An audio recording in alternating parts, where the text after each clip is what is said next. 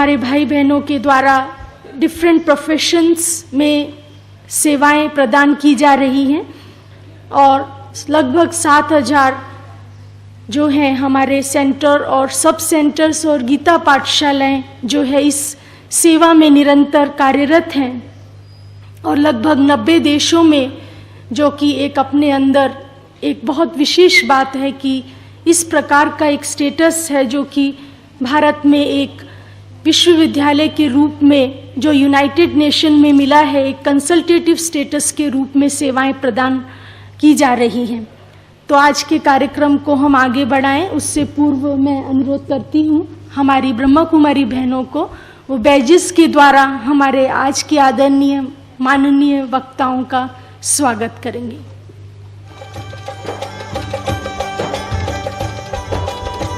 जब तक बैजेस और फूलों के द्वारा स्वागत हो रहा है, आपके लिए, हमारे वक्ताओं के लिए चंद पंक्तियां स्वागत के लिए अर्पित करना चाहती हूं।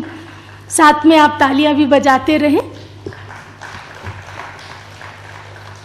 कहते हैं कि चमन में हर फूल की अदा अपनी अपनी होती है। कहते हैं कि चमन में हर फूल की अदा अपनी अपनी होती है।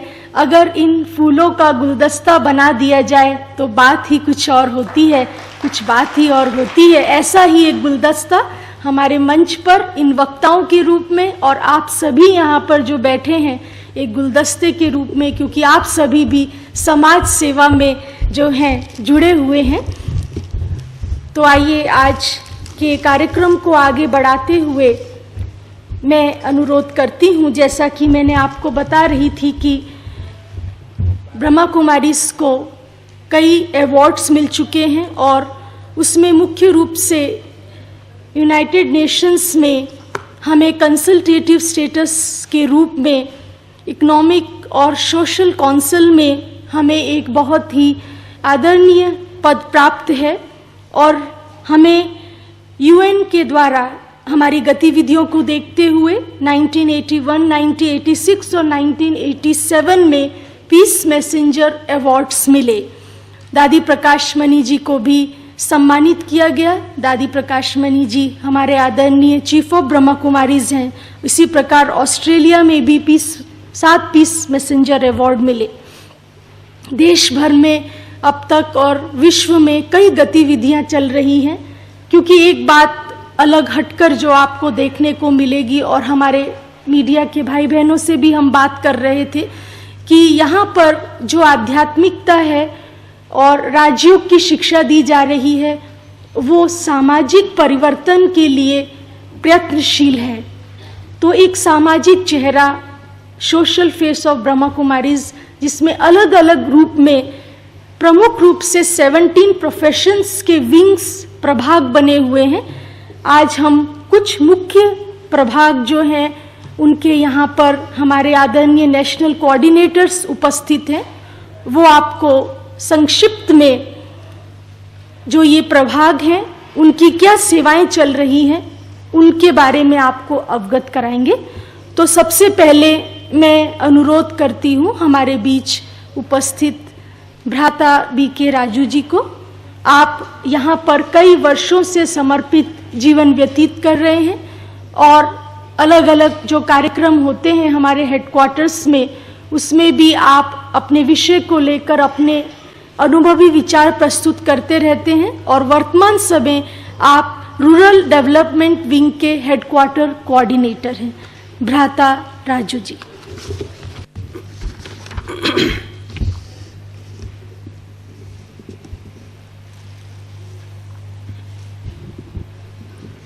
ओम शांति। परमपिता परमात्मा की प्रिय संतान, मंच पर विराजमान हमारे मुख्य अतिथि भ्राता यस महापात्रा जी, बहन सुनीता जी, भ्राता अमीर चंद जी, डॉक्टर सविता बहन, आत्म प्रकाश जी, दिनेश बहन, बिन्नी बहन तथा सभा में उपस्थित हमारे मीडिया प्रभाग के सभी कार्यकर्ताएं, आज बहुत हर्ष का दिन है कि इस ईश्वरीय विश्वविद्यालय के ग्राम विकास प्रभाग की जो सेवाएं वर्तमान समय देश और विदेश में चल रही हैं, उनके विषय में कुछ एक बातें आपके सामने शेयर करने का सुअवसर प्राप्त हुआ है। आपके हाथों में ग्राम विकास प्रभाग का एक पर्चा फोल्डर मिल गया होगा। ईश्वरीय विश्वविद्यालय की प्रारंभ से ही गांव की ओर विशेष सेवाएं शुरू से प्रारंभ हुई। मुझे याद है जब मैं बहुत छोटा था, केवल 4 वर्ष का, 1960 में इस विद्यालय की छोटी सी एक शाखा एक बहुत छोटे गांव में, उत्तर प्रदेश के गांव में स्थापित हुई थी, जहां पर इस विद्यालय की मुख्य प्रशासिका उस समय मातेश्वरी जगदम्बा सरस्वती स्वयं बैलगाड़ी के द्वारा पहुंची थी। बहुत सी सेवाएं गांव-गांव में इस विद्यालय के अंतर्गत होती रही हैं। करीब 8000 जो केंद्र, उपकेंद्र और पाठशालाएं चलती हैं, उसमें 5000 तो गांव के अंदर ही अपनी सेवाएं दे रही हैं।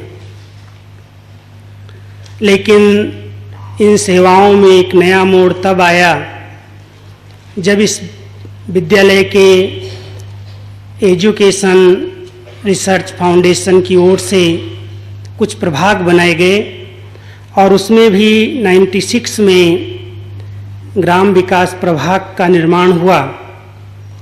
इस ग्राम विकास प्रभाग की वर्तमान समय क्या क्या सेवाएं हैं, किस प्रकार से कार्य चल रहे हैं, हम आप सभी जानते हैं कि सरकार का सबसे अधिक बजट एक तो रक्षा बजट है और दूसरा ग्राम विकास के कार्यों में उनका बहुत अधिक ध्यान है।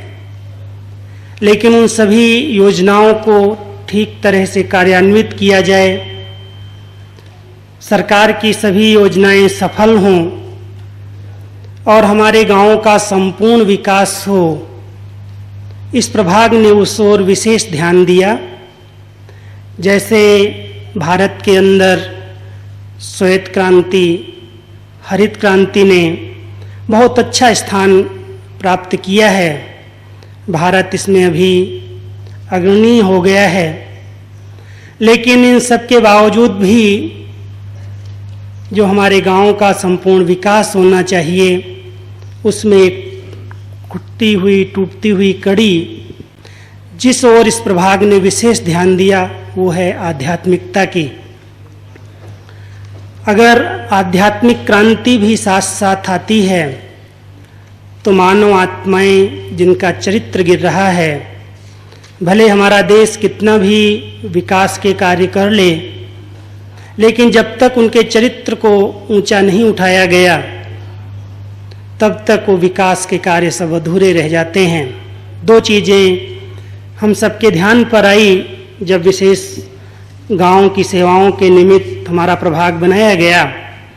एक तो वर्तमान समय चारित्रिक हीनता और दूसरी ओर व्यसनों में लिप्त व्यक्ति, कुरीति, कुरिवाज, अनेक कड़े संस्कारों के कारण अनेक योजनाओं को वो सफल नहीं होने देता है या उसकी कमाई अधिकतर उसके इन्हीं व्यर्थ के खर्चों में चले जाते हैं। सबसे बड़ा पतन जो चरित्र का हुआ और साथ साथ जो स्वभाव में परिवर्तन आया है व्यक्तियों के, जिसके कारण अगर कोई के पास कोई चीज़ है भी तो संग्रह की वृत्तियां हैं, अपने परिवार के लिए हैं या कुल मर्यादाओं में, हदों में अलग अलग विभाजन हो चुके हैं। एक गांव के अंदर अगर हम जाते हैं तो या तो पार्टियां अपना विभाजन करके ये इस पार्टी का है, ये इस पार्टी का है, या हम देखते हैं कि जाति के नाम पर, धर्म के नाम पर अनेक भेद हैं और उन भेदों के कारण वो एकत्र होकर, इकट्ठे होकर कोई भी कार्य को, कोई भी योजना को सफल नहीं होने देते। इसलिए इस प्रभाग ने कुछ एक कार्य अपने बहुत श्रेष्ठ किए हैं। जैसे सबसे पहले ग्राम दत्तक योजना बनाई गई और गांव-गांव में जाकर के उनकी सब प्रकार की जो उनकी अंदर कमियां थीं, जो प्रकार की आवश्यकताएं थी, उस पर खोज की गई, विचार किए गए। और महसाना जो हमारे गुजरात का एक शहर है, उसके पास में एक छोटा सा गांव पहले दत्तक लिया गया, बीरमपुरा, जिसकी न्यूज़ यहाँ पर आपके सामने है साथ में। और उसमें किस किस प्रकार की सेवाएं हुई। सबसे पहले तो जो मूलभूत आवश्यकताएं हैं जिनके लिए सरकार फंड्स देती है, उनकी ओर हमारी बहनों ने ध्यान दिया। वहाँ स्वच्छता अभियान चलाया, पूरे गांव को स्वच्छ बनाया, कुछ नालियां बनवाई सरकार के ही सहयोग से और ग्रामीण जनों के श्रम दान से उन्हें प्रेरित करके वहाँ के शमशान घाट को शांतिवन के रूप में निर्मित किया। और पानी की व्यवस्थाएं जो नहीं थी, टैंक्स नहीं थे, तालाब नहीं थे, उस पर भी ध्यान दिया, बिजली की व्यवस्थाएं कराई और पूरे गांव को एक सुंदर आदर्श गांव के रूप में विकसित किया, जो आज चारों ओर के भाई बहनें वहां देखने के लिए जाते हैं। आध्यात्मिक केंद्र भी स्थापित किया गया, जहां पर करीब 100-150 भाई बहनें रोज आकर ज्ञान और योग की क्लासेस करते हैं, अपने चरित्रवान जीवन द्वारा अनेकों को प्रेरित करते हैं। पूरे गांव को व्यसन मुक्त बनाया गया। इस प्रकार गुजरात, महाराष्ट्र, यूपी और पंजाब की ओर भी कई गांव जहां पर कुछ योजनाएं कार्यान्वित की गई। ग्राम विकास प्रभाग के द्वारा दूसरा एक कार्यक्रम अपने हाथों में लिया गया, किसान सम्मेलन, सरपंच सम्मेलन और अधिकारियों के लिए विशेष रिट्रीट के कार्यक्रम। जो ग्राम विकास से संबंधित विकास अधिकारी हैं, जिला विकास अधिकारी, टीडीओ, डीडीओ, बीडीओ अथवा अन्य जो भी कार्यकर्ताएं हैं जिनके पास गांव के लिए बहुत फंड्स रहते हैं, उनको यहाँ आमंत्रित करके उन्हें प्रेरित किया गया कि किस प्रकार से आपके सहयोग से हम आध्यात्मिक जागृति ला करके, जन जन में जागृति ला करके इन आत्माओं के जीवन को परिवर्तन कर सकते हैं। तो ये कार्य शुरू में जो बहुत कठिन लगते थे, लेकिन उनके सहयोग से मेरा एक अनुभव है कि हमने कई स्थानों पर देखा कि अगर एक जिला विकास अधिकारी इस कार्य के निमित्त बनता है तो अपनी मीटिंग में सभी सरपंचों को, पूरे जिले के सरपंचों को एकत्र करके और उनके माध्यम से उनके स्नेह मिलन करके गांव-गांव में बहुत सुंदर योजनाएं आयोजित करके उनके जीवन में परिवर्तन लाने के निमित्त बन जाता है। तो कृषक सम्मेलन, महिला सशक्तिकरण का कार्यक्रम, क्योंकि महिलाएं जो दिन रात गांव में कार्य करती हैं, उनको स्वनिर्भर बनाया जाए, उनको साक्षर बनाया जाए, उनके स्वास्थ्य पर ध्यान दिया जाए, उसके लिए इस प्रभाग के द्वारा मेडिकल कैंप, पशु चिकित्सा कैंप और अनेक प्रकार के कैंप्स आयोजित किए गए, जिससे उनके गांव में हर प्रकार की स्वास्थ्य की, स्वच्छता की, साक्षरता की और स्वनिर्भरता की योजनाएं सफल हो सकें। स्वसहाय केंद्र बनाए गए, जैसे सरकार की योजनाएं हैं उनको भी कार्य में लाया गया।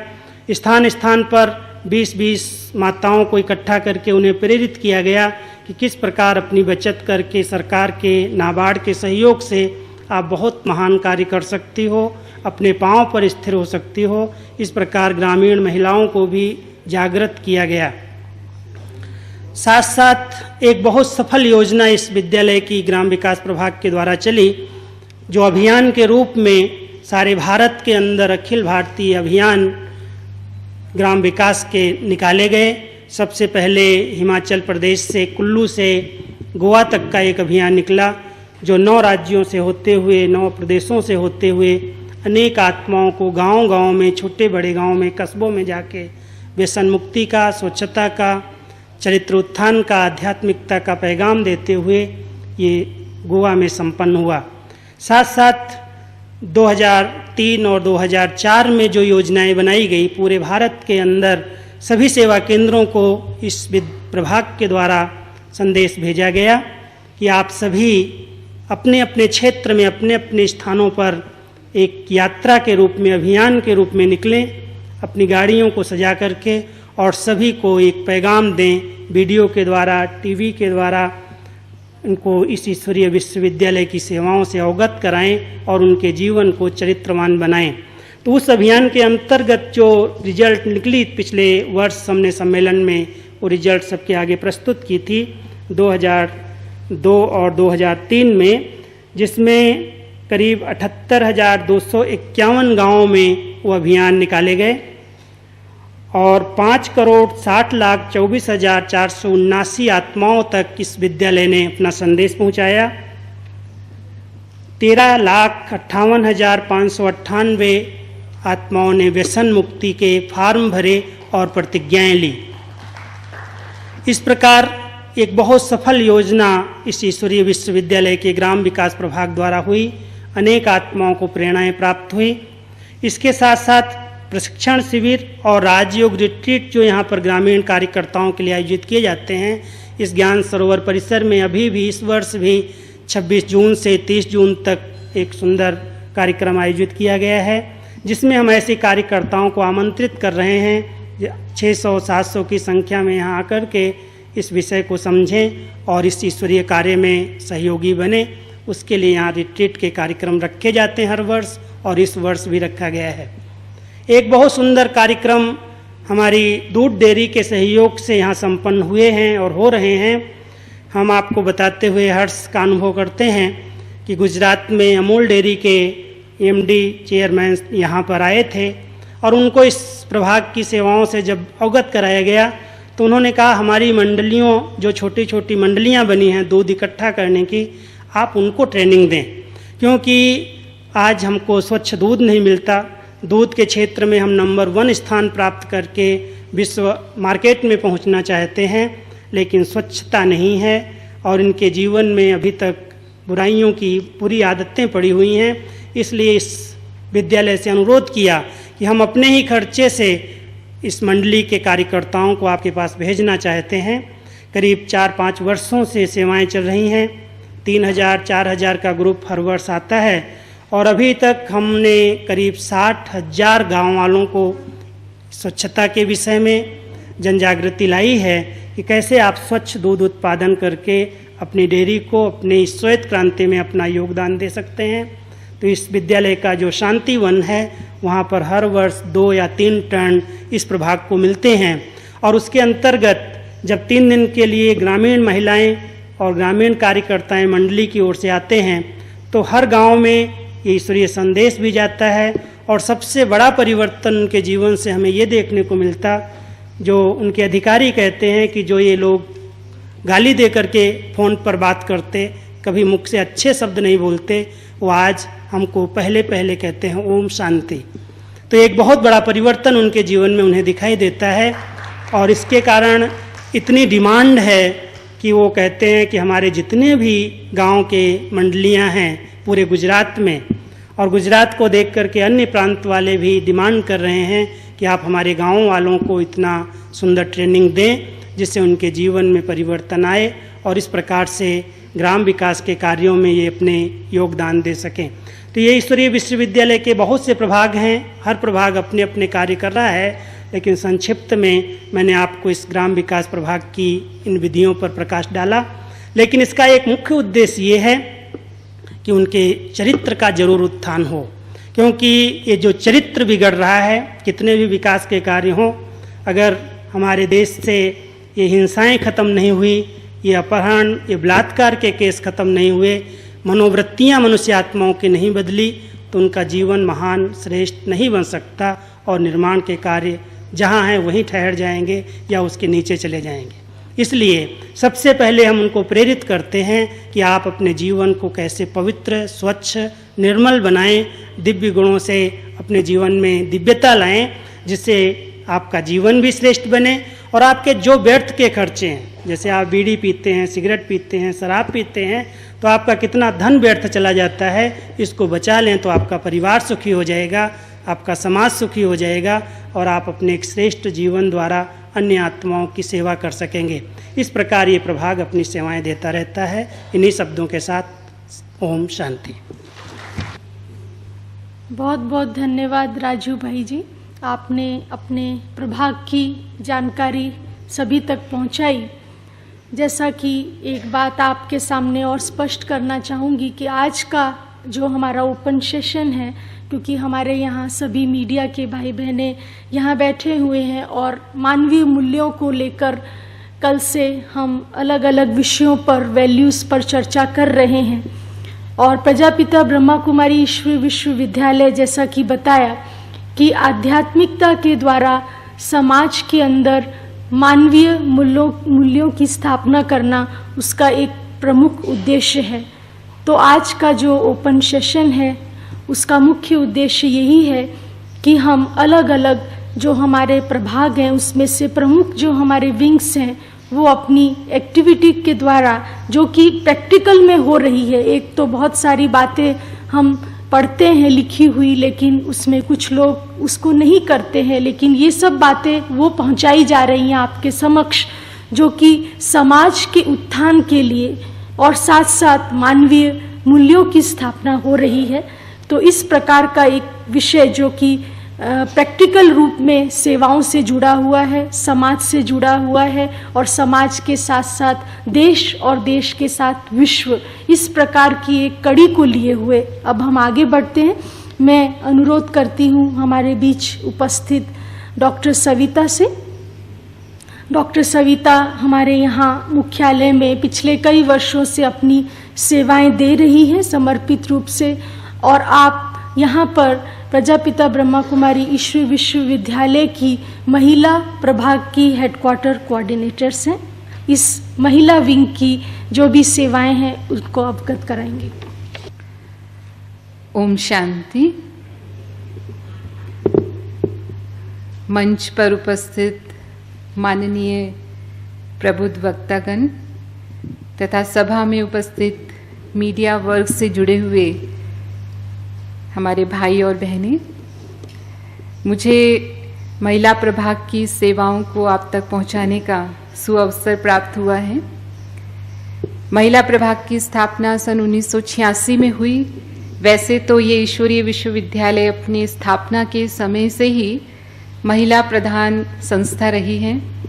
पिता श्री ब्रह्मा जो इस ईश्वरीय विश्वविद्यालय के संस्थापक थे, उन्होंने उस समय से ही महिलाओं के नैसर्गिक गुणों को ध्यान में रखते हुए इस विश्वविद्यालय के संचालन का कार्य महिलाओं को सौंपा था। और वर्तमान में दादी प्रकाश मणि जी इसकी मुख्य प्रशासिका हैं, दादी जानकी जी एवं दादी गुलजार जी संयुक्त मुख्य प्रशासिका हैं, और उनके नेतृत्व में आप देख रहे हैं कि ये विश्वविद्यालय दिन दुगनी और रात चौगुनी वृद्धि कर रहा है। लेकिन फिर भी विशेष महिलाओं की सेवाओं को केंद्र में रखते हुए, उनकी समस्याओं को देखते हुए महिला प्रभाग ने अपनी सेवाएं प्रारंभ की।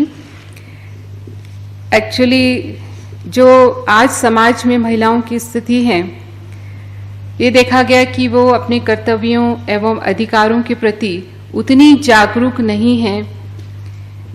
यूं शहरों में देखा जाता है कि उनकी स्थिति में काफ़ी अंतर आया है।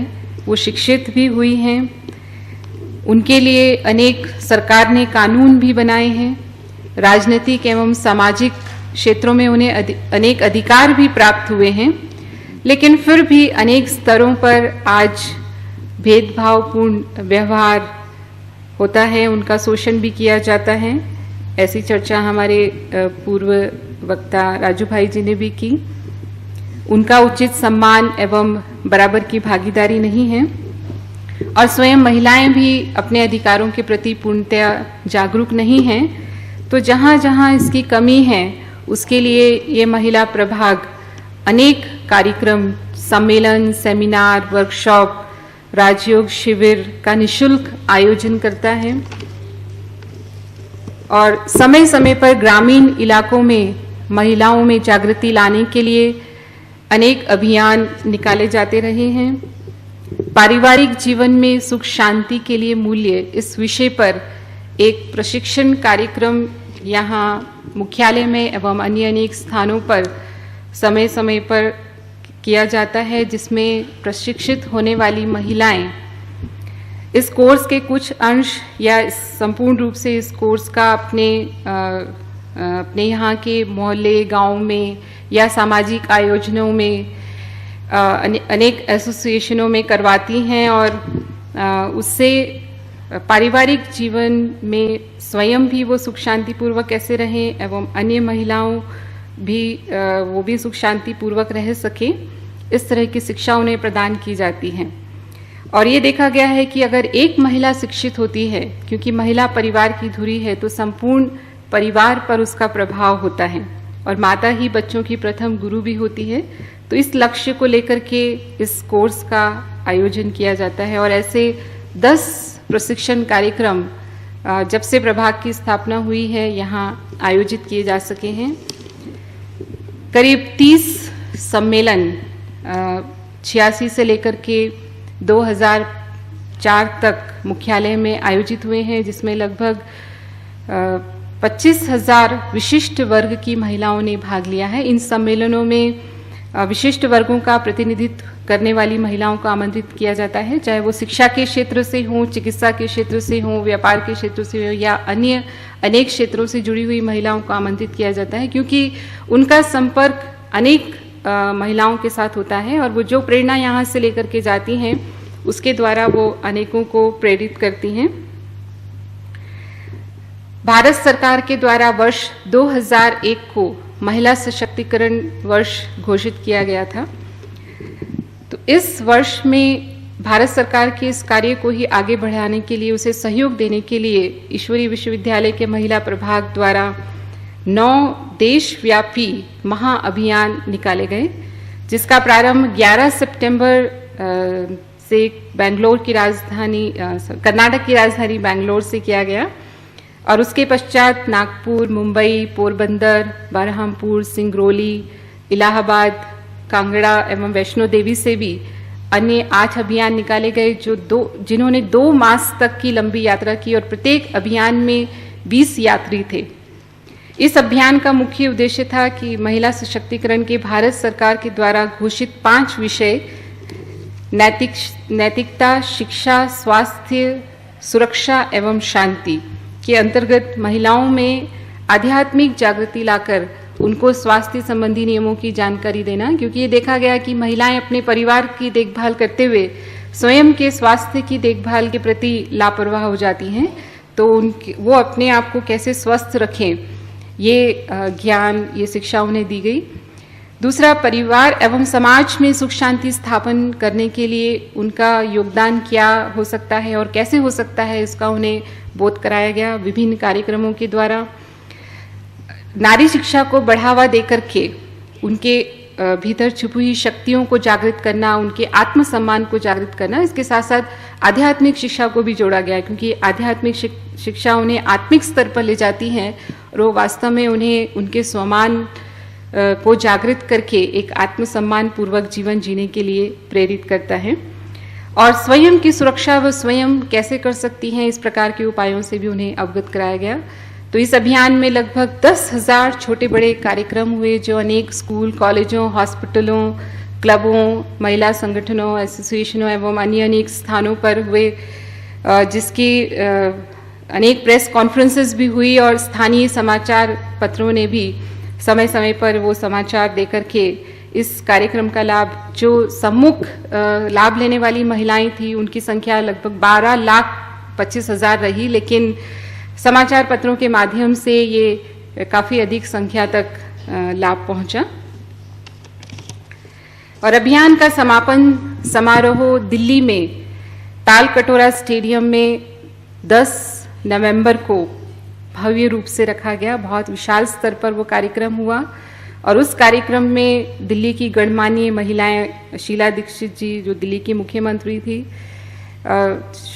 श्रीमती किरण बेदी जो संयुक्त कमिश्नर थी दिल्ली पुलिस की, इसके अलावा श्रीमती विभा पार्थसारथी राष्ट्रीय महिला आयोग की अध्यक्षा, श्रीमती सुमन कृष्णकांत महिला दक्षता समिति की अध्यक्षता, Shrimati Indu Jain times of India group के न्यूज़पेपर्स की चेयरपर्सन, उन्होंने भाग लिया और उन्होंने अभियान में पहुंचे हुए यात्रियों का सम्मान किया, उनके द्वारा जो भी सेवाएं हुई उन समाचारों को सुना, उनके कार्यों की सराहना की और उनका उत्साहवर्धन किया।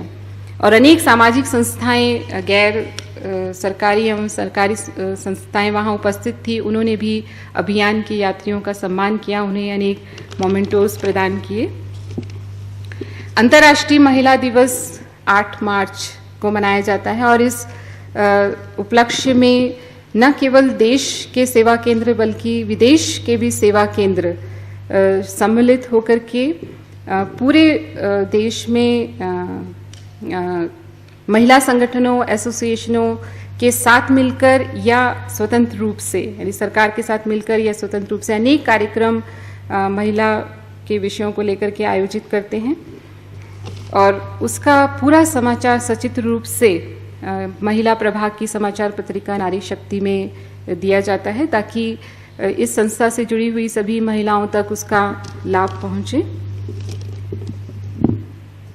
आज ब्रह्मा कुमारी ईश्वरीय विश्वविद्यालय एक ऐसी महिला संस्था है जिसमें लगभग 10,000 बहनें 6,000 केंद्रों में समर्पित रूप से सेवारत हैं और पुरुष वर्ग इस कार्य में उनके पूर्ण रूप से सहयोगी हैं। इसके अतिरिक्त लाखों भाई बहनें जो गृहस्थ एवं व्यावसायिक जीवन की भी जिम्मेदारी निभा रहे हैं, वह भी अपनी आध्यात्मिक उन्नति हेतु बहनों के निर्देशानुसार कार्य करते हैं। ये पहली एकमात्र ऐसी संस्था है जिसमें अधिकतर बहनें ही सेवा केंद्रों का संचालन करती हैं तथा आध्यात्मिक ज्ञान एवं राज्यों की शिक्षा प्रदान करती हैं। तो यहाँ पर बहनों को प्राथमिकता दी जाती है, उन्हें सशक्त बनाया जाता है, लेकिन आपस में भाई बहनों में किंचित मात्र भी कटुता, घृणा एवं द्वेष की भावना नहीं है, क्योंकि आध्यात्मिक शिक्षा स्त्री पुरुष को आत्मिक स्वरूप का अनुभव कराती है और इससे दोनों के ही दृष्टिकोण में अंतर आता है।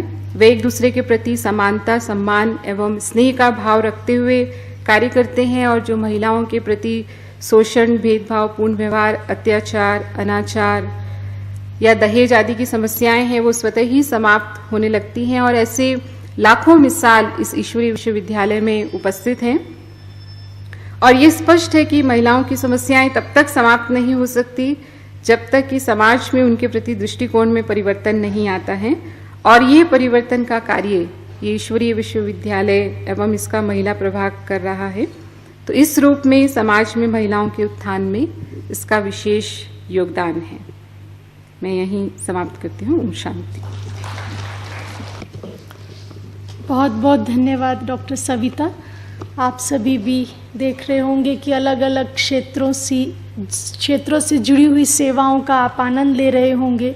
ग्रामीण से महिलाओं की ओर और अब महिलाओं से हम चलते हैं स्वास्थ्य की क्षेत्र की ओर, जो कि एक बहुत ही महत्वपूर्ण क्षेत्र है।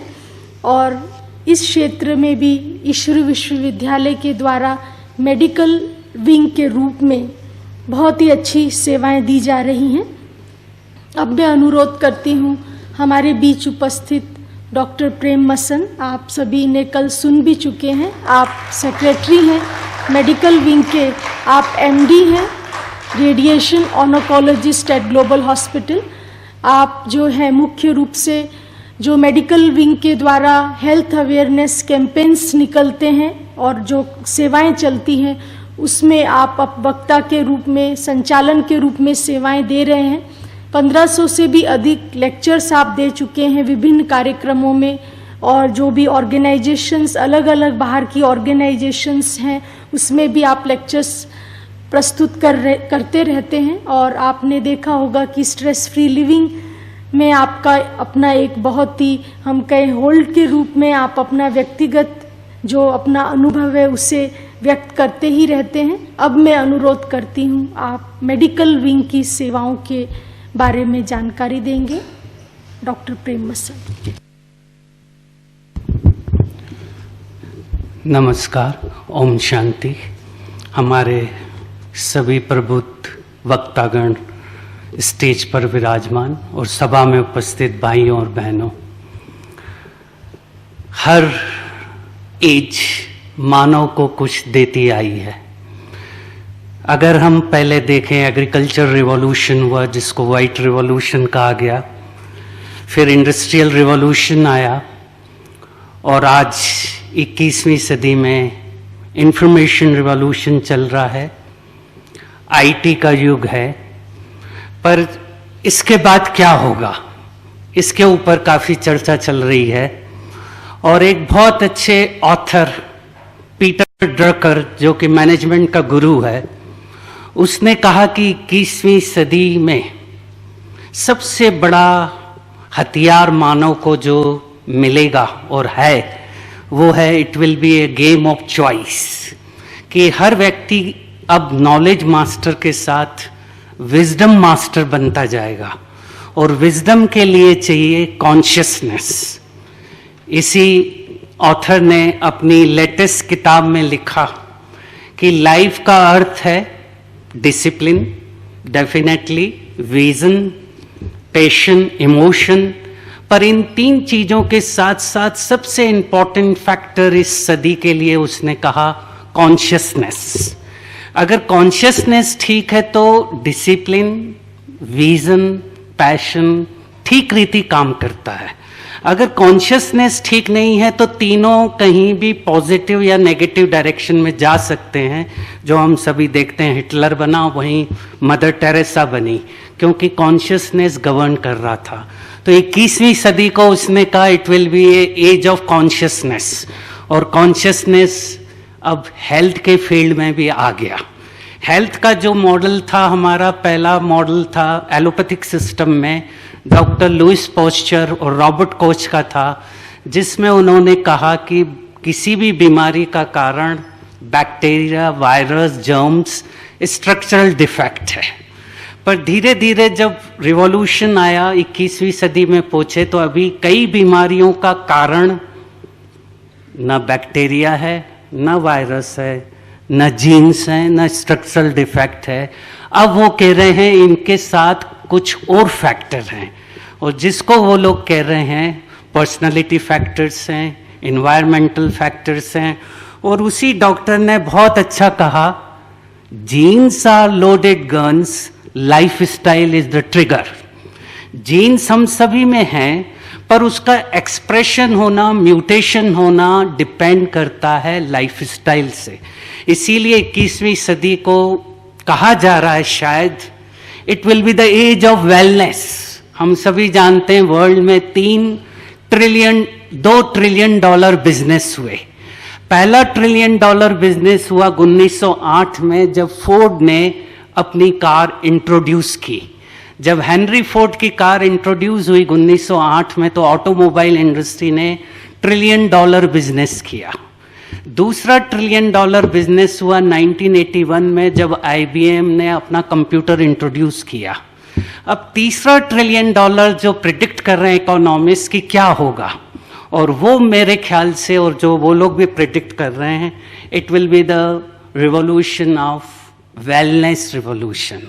21वीं सदी में वेलनेस को इम्पोर्टेंस दिया जाएगा, हेल्थ को इम्पोर्टेंस दिया जाएगा, डिजीज को नहीं दिया जाएगा। शायद फ्यूचर का डॉक्टर भी वो कहलाएगा जो वेलनेस को ज़्यादा प्रमोट करेगा, क्योंकि हर व्यक्ति स्वस्थ रहना चाहता है। और मेडिसिन का अर्थ भी है, it is a combination of science and art. Science deals with the disease, art deal with the life. अभी तक हम लोग केवल डिजीज को डील करते थे, पैथोलॉजी को डील करते थे, which is a dead process. पर अब आज का आगे का डॉक्टर वो होगा जो दोनों को डील करे। इसीलिए मेडिकल प्रभाग का जो मेजर एम है, high tech high touch. High tech भी चाहिए, हाई टच भी चाहिए।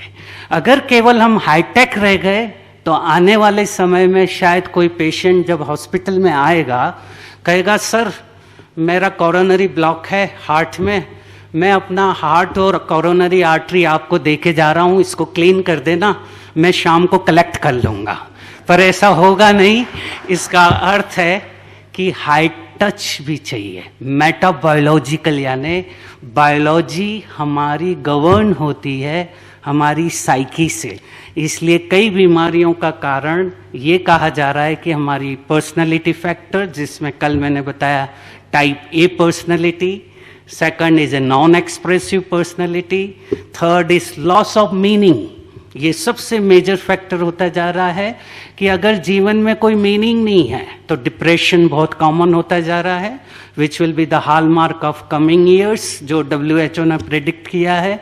CAD के साथ मेजर प्रॉब्लम आ जाएगा डिप्रेशन, और इसी के कारण मेडिकल प्रभाग इन फैक्टर्स को लेकर तरह तरह के कैंपेन्स, कॉन्फ्रेंसेस, सेमिनार्स, लेक्चर्स करता जाता है, जिससे कि वो डॉक्टर में, हीलर में वो वैल्यूज़ आ जाएं।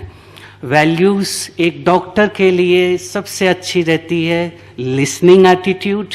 जो अच्छा डॉक्टर है वो सुने ज़्यादा, बोले कम। दूसरा कम्युनिकेशन स्किल, जितना अच्छा डॉक्टर पॉजिटिव वर्ड्स बोलेगा पेशेंट जल्दी हील होता है।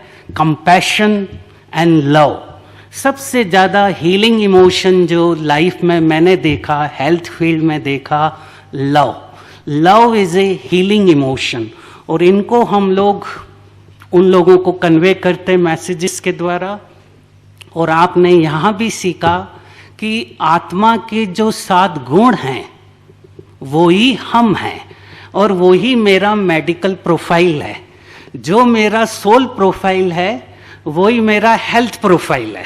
सोल प्रोफाइल में पहला गुण है आत्मा का ज्ञान।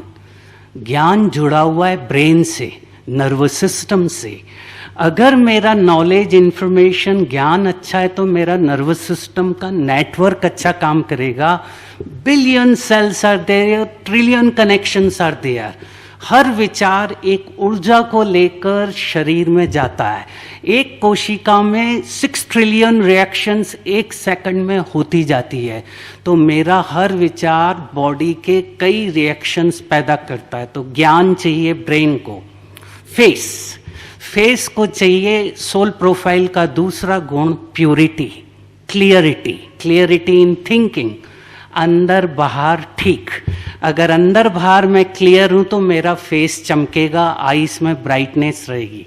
तीसरा सोल प्रोफाइल है शांति, पीस चाहिए हमारे लंग्स को, फेफड़े को। जब शांत हो जाते हैं तो लंग्स की ब्रीदिंग ठीक हो जाती है।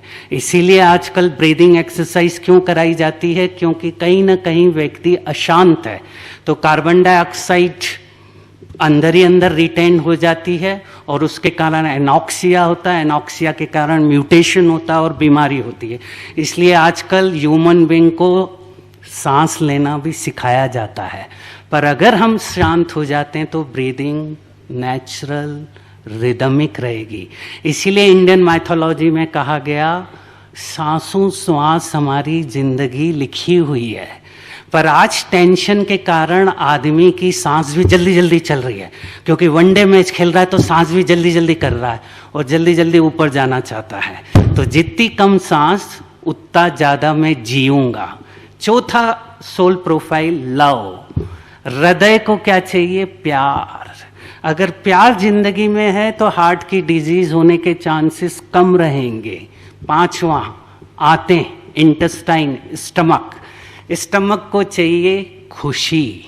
आज हम सभी जानते हैं जब अगर खुशी नहीं मिलती जीवन में तो कहाँ से निकालते हैं? अरे खाने में मज़ा आ गया। उनका खाने के ऊपर कंट्रोल नहीं रहता क्योंकि वो खुशी खाने में ढूंढते हैं। वेट कंट्रोल करना है तो डाइट एक्सरसाइज के साथ साथ शरीर में खुशी भी चाहिए। अगर खुशी नहीं मिलती तो जीन्स भी क्या करते हैं? फैट को जल्दी पकड़ना शुरू कर देते हैं। सातवां सोल, छठा प्रोफाइल आत्मा का पावर, शक्ति, वो चाहिए बोन्स और मसल्स को। और 6 चीजें ठीक है तो सातवां प्रोडक्ट आत्मा का ब्लिस, आनंद, एक नेचुरल चलता रहता है। और अगर आनंद है तो हेल्थ अच्छी है। अल्टीमेटली अभी इसी पे आ रहे हैं कि अगर ब्लिस का फ्लो अच्छा है तो लाइफ में क्रिएटिविटी है, और अगर ब्लिस नहीं है तो लाइफ में कई तरह के प्रॉब्लम आते हैं। इन्हीं को देखते हुए मेडिकल प्रभाग ने जो पहला मॉडल बनाया ग्लोबल हॉस्पिटल, जो आप सभी ने देखा, जिसका मेन थीम है होलिस्टिक अप्रोच। होलिस्टिक अप्रोच यानी अंडर वन रूफ हम लोग उनको allopathic system, modern medicine, homeopathy, magnetotherapy, naturopathy, meditation सब अंडर वन रूफ दे रहे हैं, जिससे कि जिस पेशेंट को जो चीज़ चाहिए वो उसको अंडर वन रूफ मिले। हॉस्पिटल का अर्थ ही होता है लैटिन वर्ड में हॉस्पिटलिटी। अगर मैं अच्छी तरह से उसको हॉस्पिटलिटी देता हूँ तो पेशेंट आधा जल्दी ठीक होता। ऑनरेबल जब ex prime minister mister Vajpayee ji visit किया ग्लोबल हॉस्पिटल को, तो उन्होंने कहा मैं जब कहीं हॉस्पिटल में जाता हूँ तो मेरे लिए सबसे बड़ा प्रॉब्लम होता है शुभकामनाएं क्या दूँ। अगर मैं हॉस्पिटल में शुभकामनाएं दूं कि आपकी हॉस्पिटल खूब चले तो इसका अर्थ है मैं ज़्यादा मरीजों को बुला रहा हूं। पर मैं इस हॉस्पिटल को देखकर कहता हूं यहाँ जो आए जल्दी ठीक होकर अपने घर चला जाए। तो ये हमारा मेजर एम है कि हॉस्पिटल में हम उनको इतना अच्छी हॉस्पिटलिटी दें कि वो पेशेंट ना होकर एक मेंबर होकर घर से यहाँ आए और उसको उसी तरह का ट्रीटमेंट दे। इस मॉडल का सक्सेस देखकर बॉम्बे में BSES हॉस्पिटल खोला गया अंधेरी स्टेशन के सामने, और 3 साल के अंदर वो हॉस्पिटल भी, उसमें जो मेजर थीम हमने रखा है counselling, this will be the future hallmark of healing, कि जिस हॉस्पिटल में हाईटेक के साथ काउंसलिंग नहीं होगा, साइलेंस रूम नहीं होगा, वो हॉस्पिटल एक मैकेनिकल हॉस्पिटल हो जाएगा। और इसकी डिमांड हमारे पास काफ़ी आ रही है कि हमारे हॉस्पिटल्स में काउंसलिंग सेक्शंस को आप ट्रेन करते जाएं। हेल्थ फेयर्स 160 से ज़्यादा हमने अभी तक किए हैं 94 से, उसमें भी हम लोग अवेयरनेस प्रोग्राम्स करते रहते हैं। एक बहुत अच्छा रिसर्च प्रोग्राम जो 4-5 साल से चला हमारा, जिसको DRDO और डिपास ने फंडिंग किया, वो था reversal of coronary block through diet, meditation, exercise.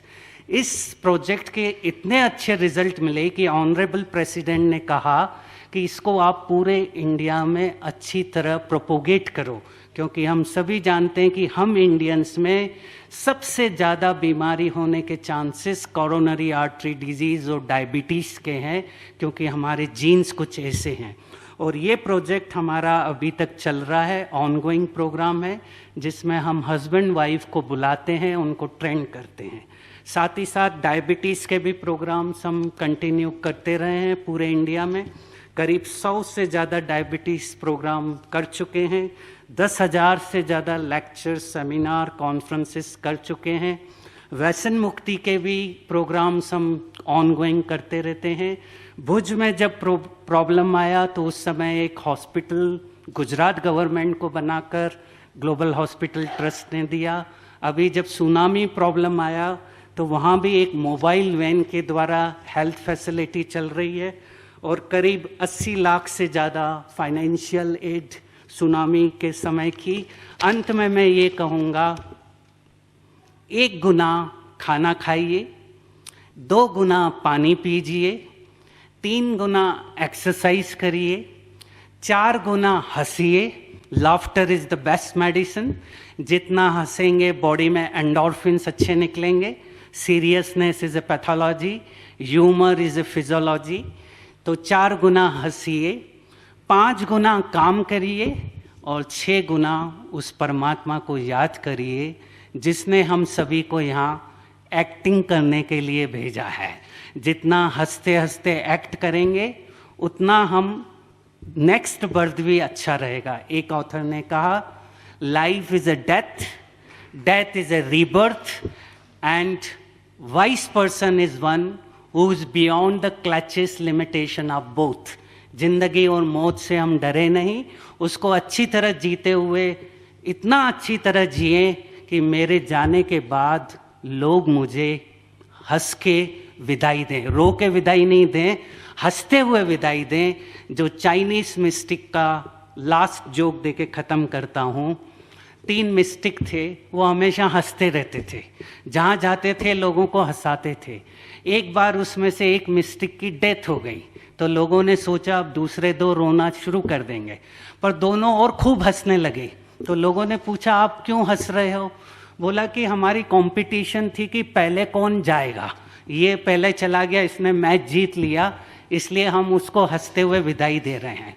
अब जैसे ही उसके शरीर को पायर के ऊपर रखा, उसने कहा था कि मेरे मरने के पहले मेरे शरीर के वस्त्रों को चेंज नहीं करना, एज सच लिटा देना। उसको एज सच लिटा दिया। जैसे ही फायर चालू हुई तो फटाके फूटने लगे। पूरे गांव में पूरा हंसी का माहौल हो गया, दिवाली का माहौल हो गया।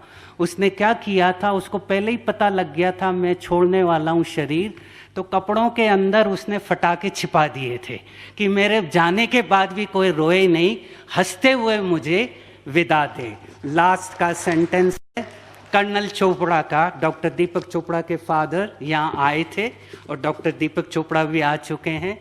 उन्होंने अपनी किताब में कहा, ये जरूरी नहीं आप क्या खा रहे हो, जो खाना है खाइए, पर ये जरूरी है आपको क्या खा रहा है। Thank you very much. Doctor Prem Masand ने आपको हंसा दिया और आप सभी मुस्कुरा रहे हैं, तो एक बात याद आई कि विज्ञान और साइंस भी इस चीज़ को अभी मान रहा है कि कई ट्रिलियन सेल्स हैं हमारी बॉडी के, और जब हम हंसते हैं, मुस्कुराते हैं और स्ट्रेस फ्री रहते हैं तो 75 ट्रिलियंस ऑफ बॉडी हमारे हेल्दी रहते हैं, उन पे इफ़ेक्ट पड़ता है। और जब हम गुस्सा करते हैं, स्ट्रेस में रहते हैं, तो हमारी 74 मसल्स ऑफ बॉडी स्ट्रेच होती है। पूरी बॉडी में कई प्रकार के जूसेस प्रोड्यूस होते हैं। और जब हम मेडिटेशन करते हैं, मुस्कुराते हैं, तो हमारी बहुत कम जो है, हम बहुत इकोनॉमिक बन जाते हैं, बहुत कम मसल्स को यूज़ करते हैं, और वो है केवल 14 मसल्स। तो राजयोग जो है वो हमें 14 मसल्स के साथ जीना सिखाता है कि हम, जैसे डॉक्टर प्रेम कह रहे थे, कि प्रेम से रहें, मुस्कुराते रहें और हेल्दी रहें। तो डॉक्टर प्रेम मसंद जब ग्लोबल हॉस्पिटल की बात कर रहे थे, तो 2-4 बातें मैं ग्लोबल हॉस्पिटल के बारे में बताना चाहूँगी, क्योंकि मैं वहीं पर ही सेवा दे रही हूँ। जो हमने पिछले वर्ष में हमने निःशुल्क सेवाएं प्रदान की हैं। आप सभी जानते हैं कि वहाँ पर 80% से अधिक हमारी निःशुल्क सेवाएं हो रही हैं। कई प्रकार के निःशुल्क हम शिविरों का आयोजन कर रहे हैं। तो पिछले एक वर्ष में हमने लगभग 1,16,154 जितने ये रोगी आए, इनको हमने निःशुल्क परामर्श प्रदान किया गया।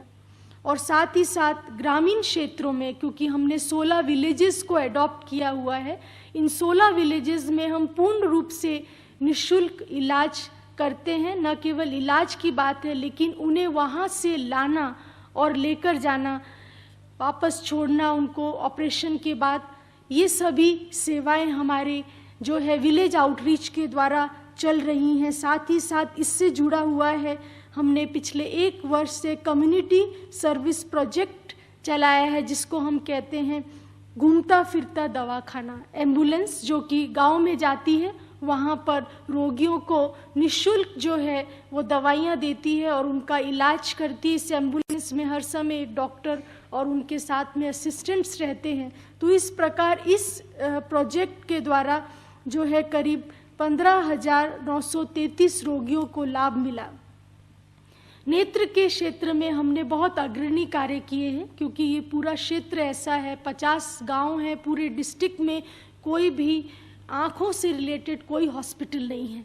ग्लोबल हॉस्पिटल इस पूरे डिस्ट्रिक्ट का एकमात्र हॉस्पिटल है जो कि निःशुल्क रूप से आँखों के ऑपरेशन कर रहा है। और इस प्रकार यहाँ पर पिछले वर्ष में अब तक 2400 आँखों के ऑपरेशन किए गए, पूर्णतः निःशुल्क रूप से। और उसके बाद साथ साथ में ये भी इस बात का आपको एक इंटरेस्टिंग फिगर हम बताना चाहेंगे कि केवल जनवरी से लेकर और अब तक यहाँ पर 3,277 केवल नेत्रों के ही ऑपरेशन हुए हैं। और इसके लिए जो है गवर्नमेंट ने भी हमें हर वर्ष हमें अवार्ड दे रही है, क्योंकि गवर्नमेंट को प्रोजेक्ट दिया गया है लेकिन गवर्नमेंट नहीं कर पा रही है। वो कह रहे ग्लोबल हॉस्पिटल जो है ये प्रोजेक्ट के द्वारा इतने व्यक्तियों को नया जीवन, नेत्रदान मिल रहा है, नई रोशनी मिल रही है उनके जीवन में। और इसी प्रकार जो इस वर्ष में कैंप आयोजित हुए उनकी संख्या 58 है। तो इस प्रकार जो है विशेषज्ञ शिविरों का हम आयोजन कर रहे हैं। और जैसे कि नशा मुक्ति के लिए 3 लाख से भी अधिक लोगों को हम दवाइयाँ दे चुके हैं। विशेष रूप से होम्योपैथी की हम दवा बनाते हैं, जिसे काफ़ी लोग यहाँ से लेकर जाते हैं। और हमारे सेंटर्स पर भी इस प्रकार के कार्यक्रम चल रहे हैं, जिसमें कि लोगों को ये प्रेरणा मिले कि कैसे वो नशा मुक्त जीवन व्यतीत कर सके।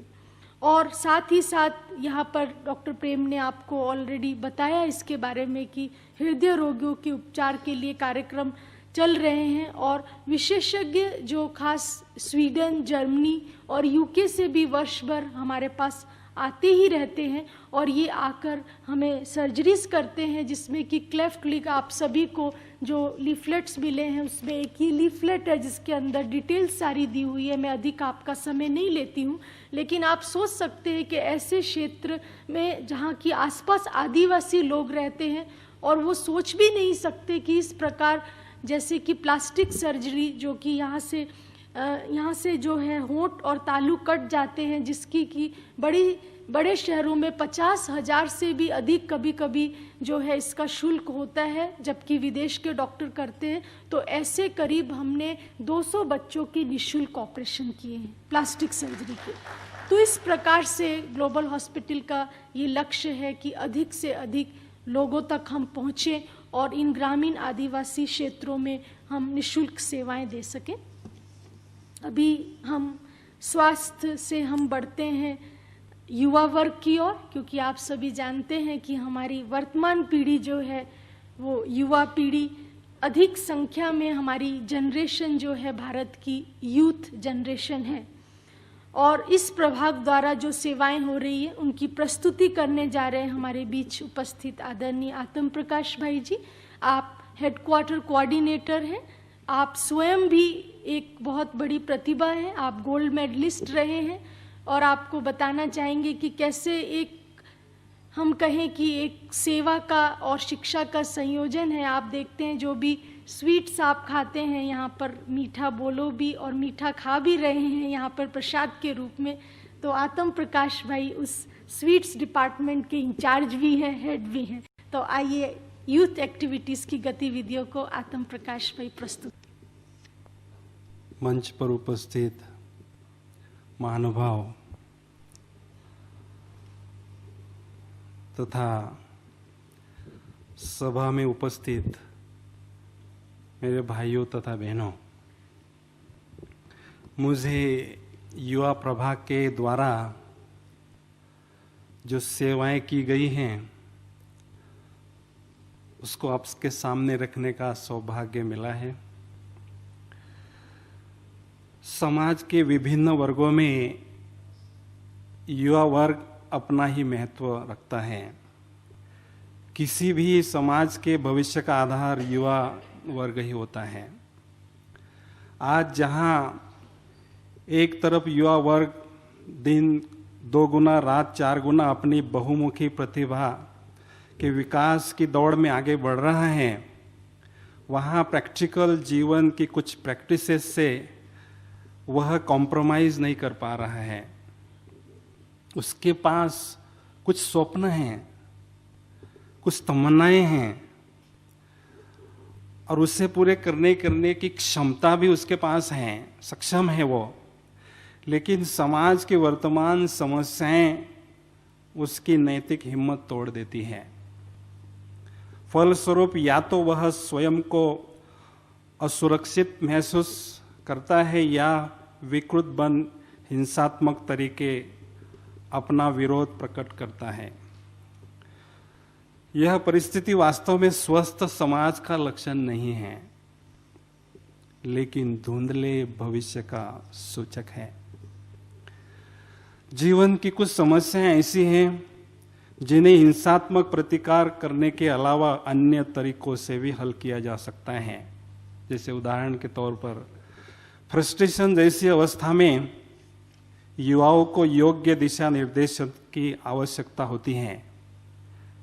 ऐसे वातावरण में युवाओं के जीवन में आत्मविश्वास और मनोबल बढ़ाकर मूल्यनिष्ठ जीवन शैली के लिए उन्हें प्रोत्साहित करने के लिए युवा प्रभाग कार्यरत है।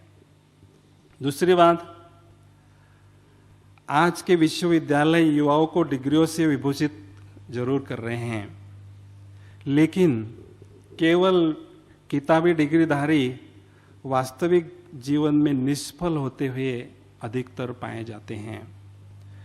उन्हें जीवन जीने की कला के विकास से आने वाली समस्याओं प्रति हौसला बुलंद करने के विविध उपाय आध्यात्मिकता को आधार बनाकर युवा प्रभाग द्वारा दिए जा रहे हैं। आइए हम आपको इस प्रभाग के द्वारा चल रहे कुछ कार्यकलापों से अवगत कराते हैं। इस प्रभाग की स्थापना जो है 1985 में हुई है। तब से यह प्रभाग सक्रिय कार्यरत है और यह बताते मुझे गर्व हो रहा है या बहुत ही गौरव हो रहा है कि इस प्रभाग के पास 1 लाख से अधिक ऐसे युवा हैं, 1 लाख से अधिक ऐसे युवा हैं जो बिल्कुल निर्व्यसनी हैं, स्व अनुशासन से जी रहे हैं, आध्यात्मिकता के पथ पर चलकर मूल्यनिष्ठ जीवन पद्धति के जरिए अनेकों के प्रेरणा स्रोत है। आपको याद होगा स्वामी विवेकानंद जी ने कहा था कि मुझे 100 युवाएं दे दो जो बाल ब्रह्मचारी हो, मैं सारा भारत का नक्शा बदल सकता हूं। तो 100 तो ठीक है, लेकिन हमारे पास वर्तमान समय 1 लाख से अधिक ऐसे युवाएं हैं जो बाल ब्रह्मचारी है और उन्होंने पास में आध्यात्मिक शक्तियां प्रचुर मात्रा में उपलब्ध हैं और वो सक्षम हैं। प्रभाग की स्थापना के प्रथम वर्ष के दौरान एक विशाल और भविष्य अखिल भारतीय युवा एकता पदयात्रा आयोजित की गई। भारत के 12 स्थानों से पैदल चलकर, युवाओं में जोश होता है ना, तो भारत के 12 स्थानों से पैदल चलकर गांव-गांव एकता का संदेश देते हुए युवा दिल्ली पहुंचे।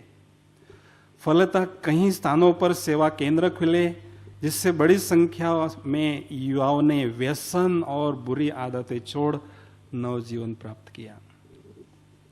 इसी तरह सन 1989 में 67 मेटाडोर यात्रा के द्वारा 1903 गांव और शहरों में 3429 कार्यक्रम हुए, जिसमें 20,85,144 लोग लाभान्वित हो गए और 1,36,734 लोगों ने व्यसन या बुरी आदतों का दान दिया।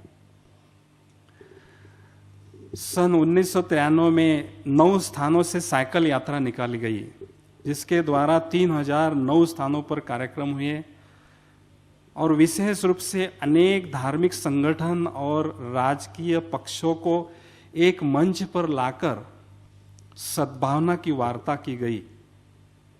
हमें मालूम है कि ये सभी कार्य इतने विशाल देश में एक छोटी सी चिंगारी के बराबर हैं, लेकिन हम यह मानते हैं कि सद्भावना और मूल्यनिष्ठ जीवन पद्धति के प्रति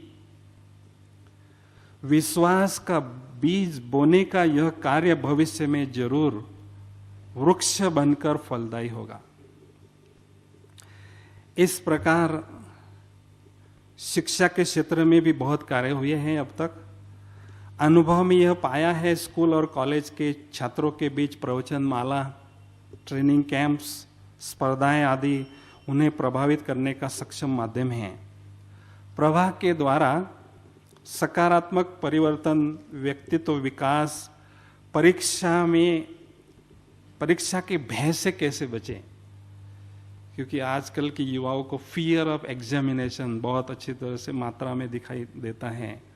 तो परीक्षा के भय से कैसे बचे आदि विषयों पर छोटे छोटे हजारों कार्यक्रम होते आए हैं। फलतः कई युवा भाई बहनें आत्महत्या से स्वयं को बचा पाएं और कई व्यसनों से बाहर निकलकर नव जीवन बना पाएं।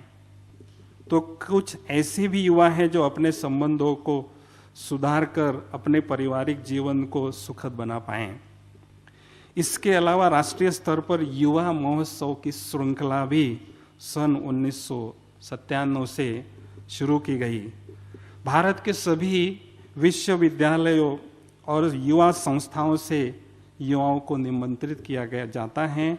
अब तक भारत के 35 से 42 विश्वविद्यालयों से विद्यार्थी यहाँ आ चुके हैं इस महोत्सव की श्रृंखला में भाग लेने के लिए। 2001 और 2004 में राष्ट्रीय स्तर पर 7 स्थानों पर भारत सरकार के युवा और खेल मंत्रालय के सहयोग से राष्ट्रीय एकता शिविर आयोजित की गई, जिसमें देश की सभी राज्य और यूनियन टेरिटरीज से युवाओं ने भाग लिया। उन्होंने इस कार्यक्रम की सराहना करते हुए कहा कि अब तक हमने आध्यात्मिकता को दूसरी नजर से देखा है। आज हमें यह महसूस हो रहा है कि वास्तव में यही सर्वांगीण विकास का सर्वोत्तम साधन है, आध्यात्मिकता। कुछ युवाओं ने भाग लेने के पश्चात आध्यात्मिक जीवन शैली को भी अपनाया। उनका कहना है कि आध्यात्मिकता से ही हमारा जीवन इतना सरल बन चुका है, इतना सरल बन गया है, जो सब कुछ करते हुए तनाव मुक्त रहकर मन को संतुलित कर अपने प्रतिभा का विकास हम कर पा रहे हैं। 1997 से हर 2 वर्ष के लिए हम एक थीम को अपनाते हैं, 2 वर्ष के अंतर्गत उस पर काम करते हैं। तो 1997 में सकारात्मक परिवर्तन योजना के अंतर्गत सकारात्मक परिवर्तन पाठ्यक्रम तैयार किया, जिसके जरिए देश के अनेक शहरों में कॉलेज एवं युवा संस्थाओं ने युवाओं ने भाग लेकर जीवन प्रति एक नया अभिगम और दर्शन अपनाया। और 2000 और 2001 में युवा उत्थान से राष्ट्र उत्थान ये थीम हमने लिया था, जिसमें 12 सेमिनार हुए और 4000 युवाओं ने उसमें भाग लिया था। 496 सकारात्मक परिवर्तन पाठ्यक्रम किए, जिसमें 12000 युवाओं ने भाग लिया था।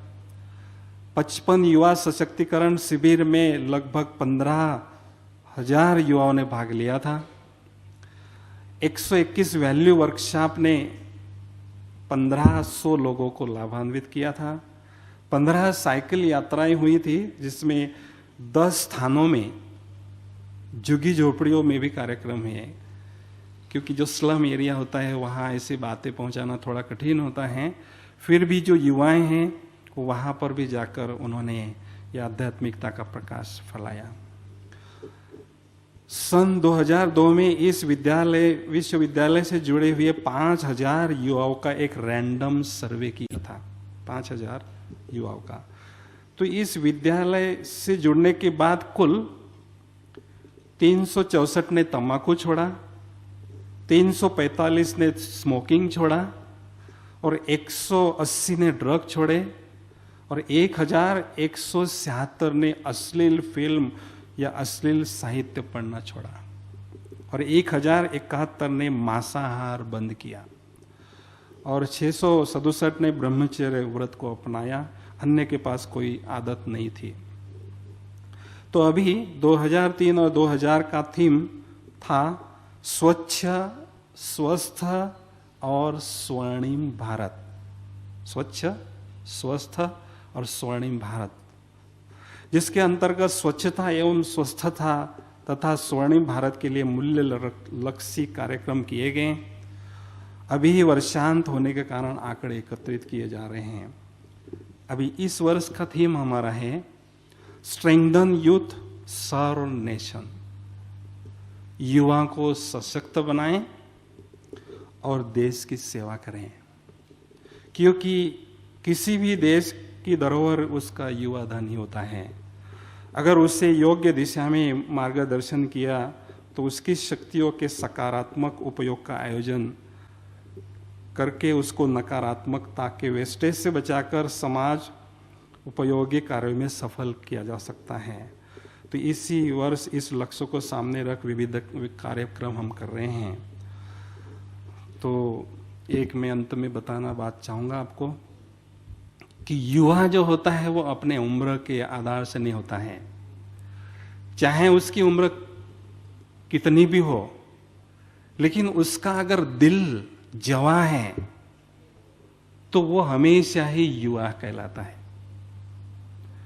तो जिसका दिल, हार्ट जो है ना यंग है, तो हार्ट का है H for happiness, E for energetic, A for activeness, R for royalty and T for talented.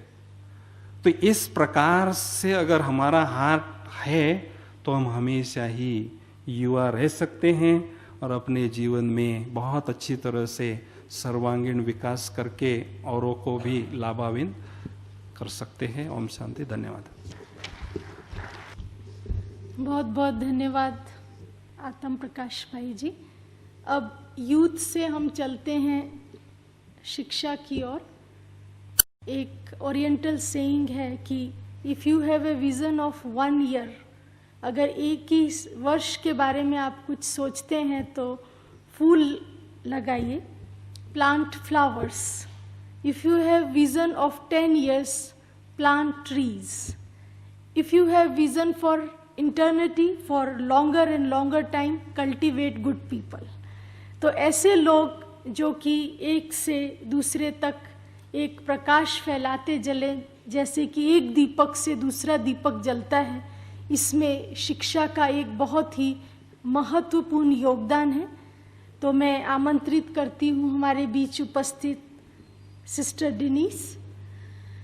हमारे लिए ये एक बहुत ही खुशी और गर्व की बात है कि सिस्टर डिनीस जो है वो हमारी, हम ये कहेंगे कि पहली ब्रह्मा कुमारी फॉरेनर बहन है जो कि संस्था से जुड़ी। ये आज 90 देशों में हमारे सेवा केंद्र है, लेकिन सबसे पहले आज से 30 वर्ष पूर्व डिनीस हमारे मुख्यालय में आई। और आपका हिंदी भाषा पर भी बहुत ही सुंदर एकाधार है। मैं तो ये कहूँगी कि आप जो भी भाषा में बोलना चाहें, और इससे भी अधिक है कि आपने यहाँ पर मुख्यालय में आकर पिछले वर्षों से बहुत ही एक अच्छा कार्य किया है आपने।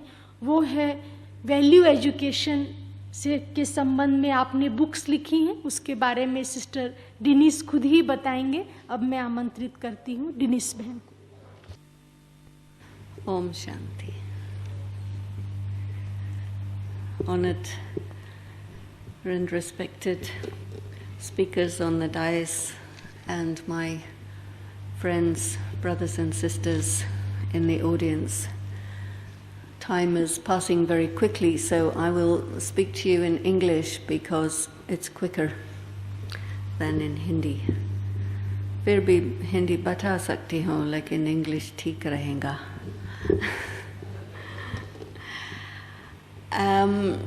The most important thing about education in values and spirituality is to recognize that it is not possible to develop values without developing spirituality at the same time.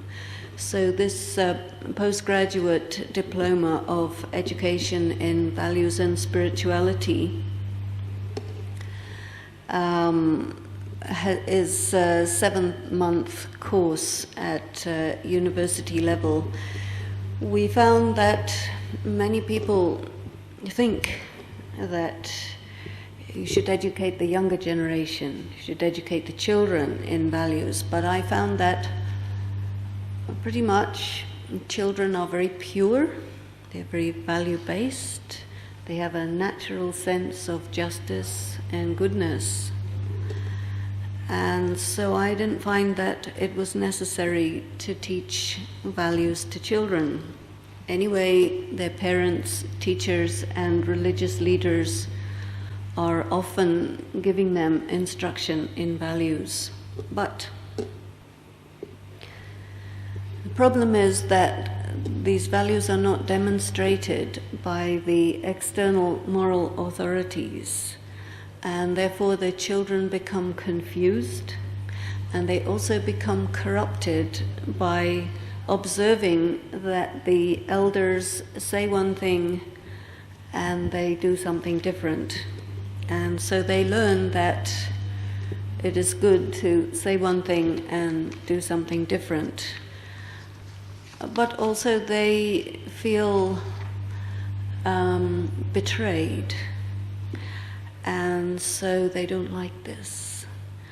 And it is very painful as a child to be betrayed by the elders. And this is a very big contributing factor in the perceived crisis in values.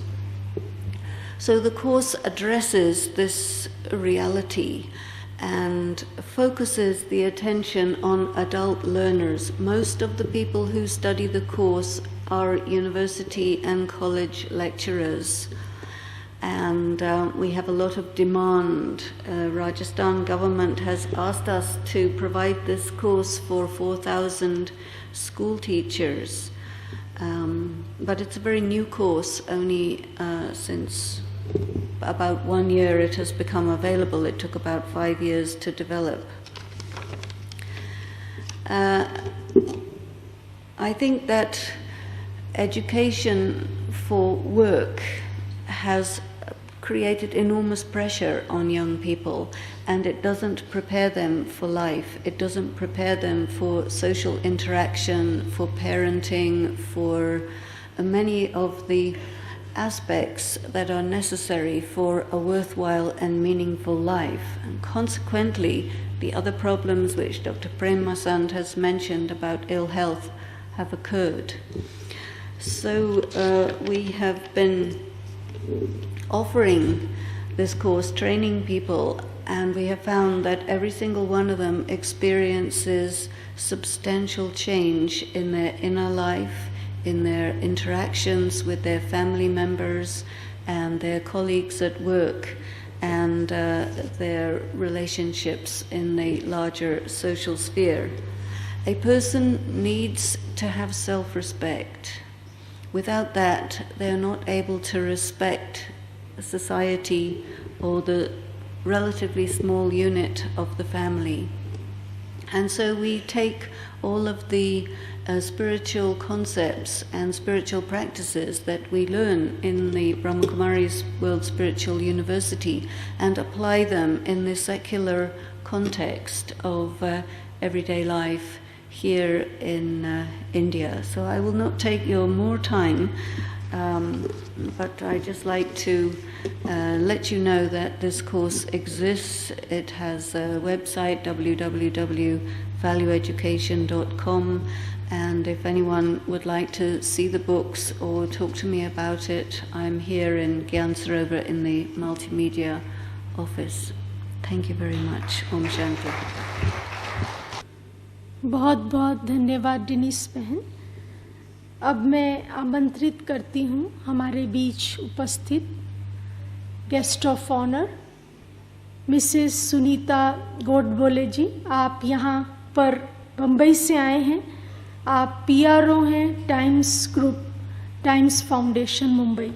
आपसे अनुरोध करूँगी अपने विचार प्रस्तुत करेंगे। मंच पर विराजमान मान्यवर, मीडिया से जुड़े मेरे आदरणीय भाई बहन तथा इस सेमिनार का संयोजन करने वाले प्रजापिता ब्रह्म कुमारीज को टाइम्स ग्रुप, टाइम्स फाउंडेशन की तरफ से सादर प्रणाम। इनके बारे में मैं एक थॉट्स कहना जरूर पसंद करूंगी। कार्य कठिन है, इसीलिए करने योग्य है। साधारण कार्य तो सभी करते हैं। हम 27 तारीख से इस सेमिनार से जुड़े हैं। मीडिया, समाज और मानवीय मूल्य, इस पर ये विचार होते रहे हैं, वर्कशॉप्स होते रहे हैं। मैं इससे हटकर थोड़ा सा कुछ कहना पसंद करूंगी। टाइम्स ग्रुप्स की श्रीमती इंदु जैन जी ने टाइम्स फाउंडेशन की स्थापना की। टाइम्स ग्रुप के बम्बई ब्रांच के श्री राम महेश्वरी जी, इंदु जैन की जी, इनके सक्रिय सहभाग से ही टाइम्स फाउंडेशन की स्थापना हुई। इनके बारे में इस टाइम्स फाउंडेशन के बारे में कहने से पहले मैं एक आप बीती कहना ज़रूर पसंद करूंगी। शायद ये बहुत ही महत्वपूर्ण ना लगे, लेकिन हम मीडिया वाले समाज से ही काम करते हैं, समाज के बीच रहकर काम करते हैं। समाज के साथ हमारा एक ऋण है, समाज से हमारा एक नाता है। ये हादसा 3 साल पहले का है। मैं जिस सोसाइटी में रहती थी, जिस सोसाइटी में रह रही हूँ, मेरे प्रीमाइसेस में एक गुलमोहर का झाड़ था। एक सुबह उठकर जब मैंने देखा कि बहुत सारे लोग उस पेड़ को काट रहे हैं, हमने सोचा इस पेड़ को क्यों काटा जा रहा है, इसमें तो हरे अच्छे खासे फूल है, रंग बिरंगे फूल आते हैं, इस झाड़ से किसी को कोई तकलीफ भी नहीं है, फिर भी ये झाड़ क्यों काटा जा रहा है। जब हमने जाके उन लोगों से पूछा तो उनका कहना था कि हम झाड़ नहीं काट रहे हैं, हम झाड़ की ट्रिमिंग कर रहे हैं। ठीक है, अगर उस झाड़ से किसी को परेशानी हो रही है, ट्रिम कर रहे हैं तो कोई बात नहीं, लेकिन मेरे दिल में कुछ बात खटक गई। मैंने अपने 5 वर्षीय बेटे से कहा कि आप ध्यान रखना कि झाड़ को क्या कर रहे हैं, और उसने अपना काम बहुत खूबी से निभाया। कुछ 12:30 बजे के समय मुझे ये पता चला कि उस झाड़ को जड़ से काटा गया। मैं तुरंत अपने सोसाइटी के कुछ महिलाओं को लेकर नीचे गई, उनसे पूछा कि आप ट्रिम करने वाले थे, इस झाड़ को जड़ से क्यों काटा। हमारे पास ऐसी ऑर्डर है, हमने उसको काट दिया। बताइए क्या ऑर्डर है। उनके पास कोई ऑर्डर ही नहीं थी, बस कि बाजू के प्रीमाइसेस के किसी आदमी को उस झाड़ से पता नहीं क्या तकलीफ हुई और उसने वो काट दिया। हमने तुरंत एक्शन लेके trees authority, police department, disaster control सबके साथ इनकी कंप्लेंट लॉन्च कर दी। आज से लेकर 3 साल तक ये केस चल रहा है। ट्रीज अथॉरिटी कोई भी परमिशन इनके पास न होते हुए भी इस झाड़ को काटा गया। कुछ लोगों का कहना था कि आप इस फंदे में क्यों पड़ी, एक तो झाड़ था, क्या फर्क पड़ता है। लेकिन जब मैं स्टूडेंट थी, ट्री प्लांटेशन किया, एनवायरमेंटल पे दौर पर हम कहते हैं झाड़ों को लगाओ, झाड़ों को बचाओ। जब झाड़ काटा जाता है तो कोई आगे नहीं आए। उस इंसान ने मेरे ऊपर डिफॉर्मेशन की केस लगाई गई, इसलिए कि ये मैटर समाज का था। समाज का होने की वजह से ये न्यूज़पेपर में आया गया, मीडिया में आने की वजह से उसकी बदनामी हुई, बल्कि उसका नाम उस पर नहीं था, ऐसा उसका कहना है। तो कहने का मकसद है कि यह है हमारा समाज का ऋण और हमारे कुछ कर्तव्य बनते हैं, सिर्फ कहने के लिए नहीं, तो ये हकीकत के तौर पर हम ये लड़ाई अब भी लड़ रहे हैं। टाइम्स फाउंडेशन की बहुत सारी एक्टिविटीज़ हैं। हम स्वास्थ्य के ऊपर काम करते हैं, स्वास्थ्य के ऊपर preventive health care for youth ऐसे वर्कशॉप ऑर्गेनाइज करते हैं। हमने देखा कि आज के युवकों की ईटिंग हैबिट्स, देर रात तक इंटरनेट पर बैठना कोई पर्याय ही नहीं है, क्योंकि पूरा दिन वो अपने काम में इतने व्यस्त हो जाते हैं, रात का ही समय उन्हें मिलता है कि वो इंटरनेट पे सर्फिंग करें। देर रात तक बैठ के इंटरनेट सर्फिंग करना, ईटिंग हैबिट्स बराबर नहीं है, और भी बहुत सारी बातें हैं जिससे उनके स्ट्रेस पर बुरा असर होता है। तो हमने स्वास्थ्य के ऊपर ध्यान देकर इन युवकों के लिए स्ट्रेस मैनेजमेंट स्टार्ट किया हुआ है। हम लीगल के ऊपर भी गए हैं। हमने देखा कि हाई कोर्ट्स में बहुत सारी PILs पेंडिंग पड़ी है। ऐसी PILs है कि जो 4-4, 5-5 सालों से पेंडिंग है। हमने एक फोरम शुरू किया है, फोरम फॉर पब्लिक इंटरेस्ट।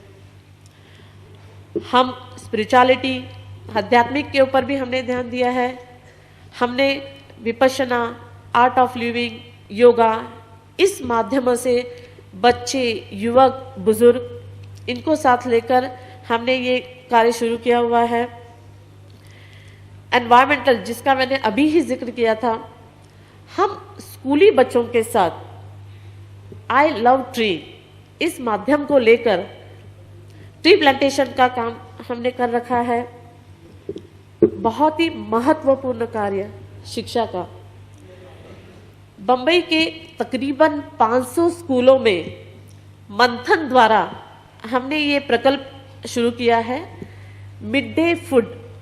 ये मिड डे फूड ऐसा है कि मुंबई के बीएमसी स्कूल में आने वाले बच्चे ज़्यादातर बहुत ही गरीब घरों से आने वाले बच्चे हैं। इनका पेट भूखा होता है। जब पेट भूखा है तो पढ़ाई पे क्या ध्यान जाएगा?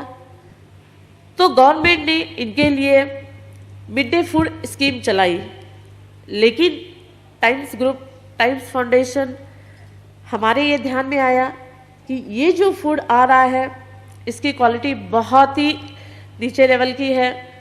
जिस फूड को देखकर बच्चे स्कूल में आने चाहिए वही बच्चे उसको टॉयलेट में फेंक देते हैं। उनके खाने की इच्छा ही नहीं होती है, स्कूल में आने की इच्छा नहीं होती है।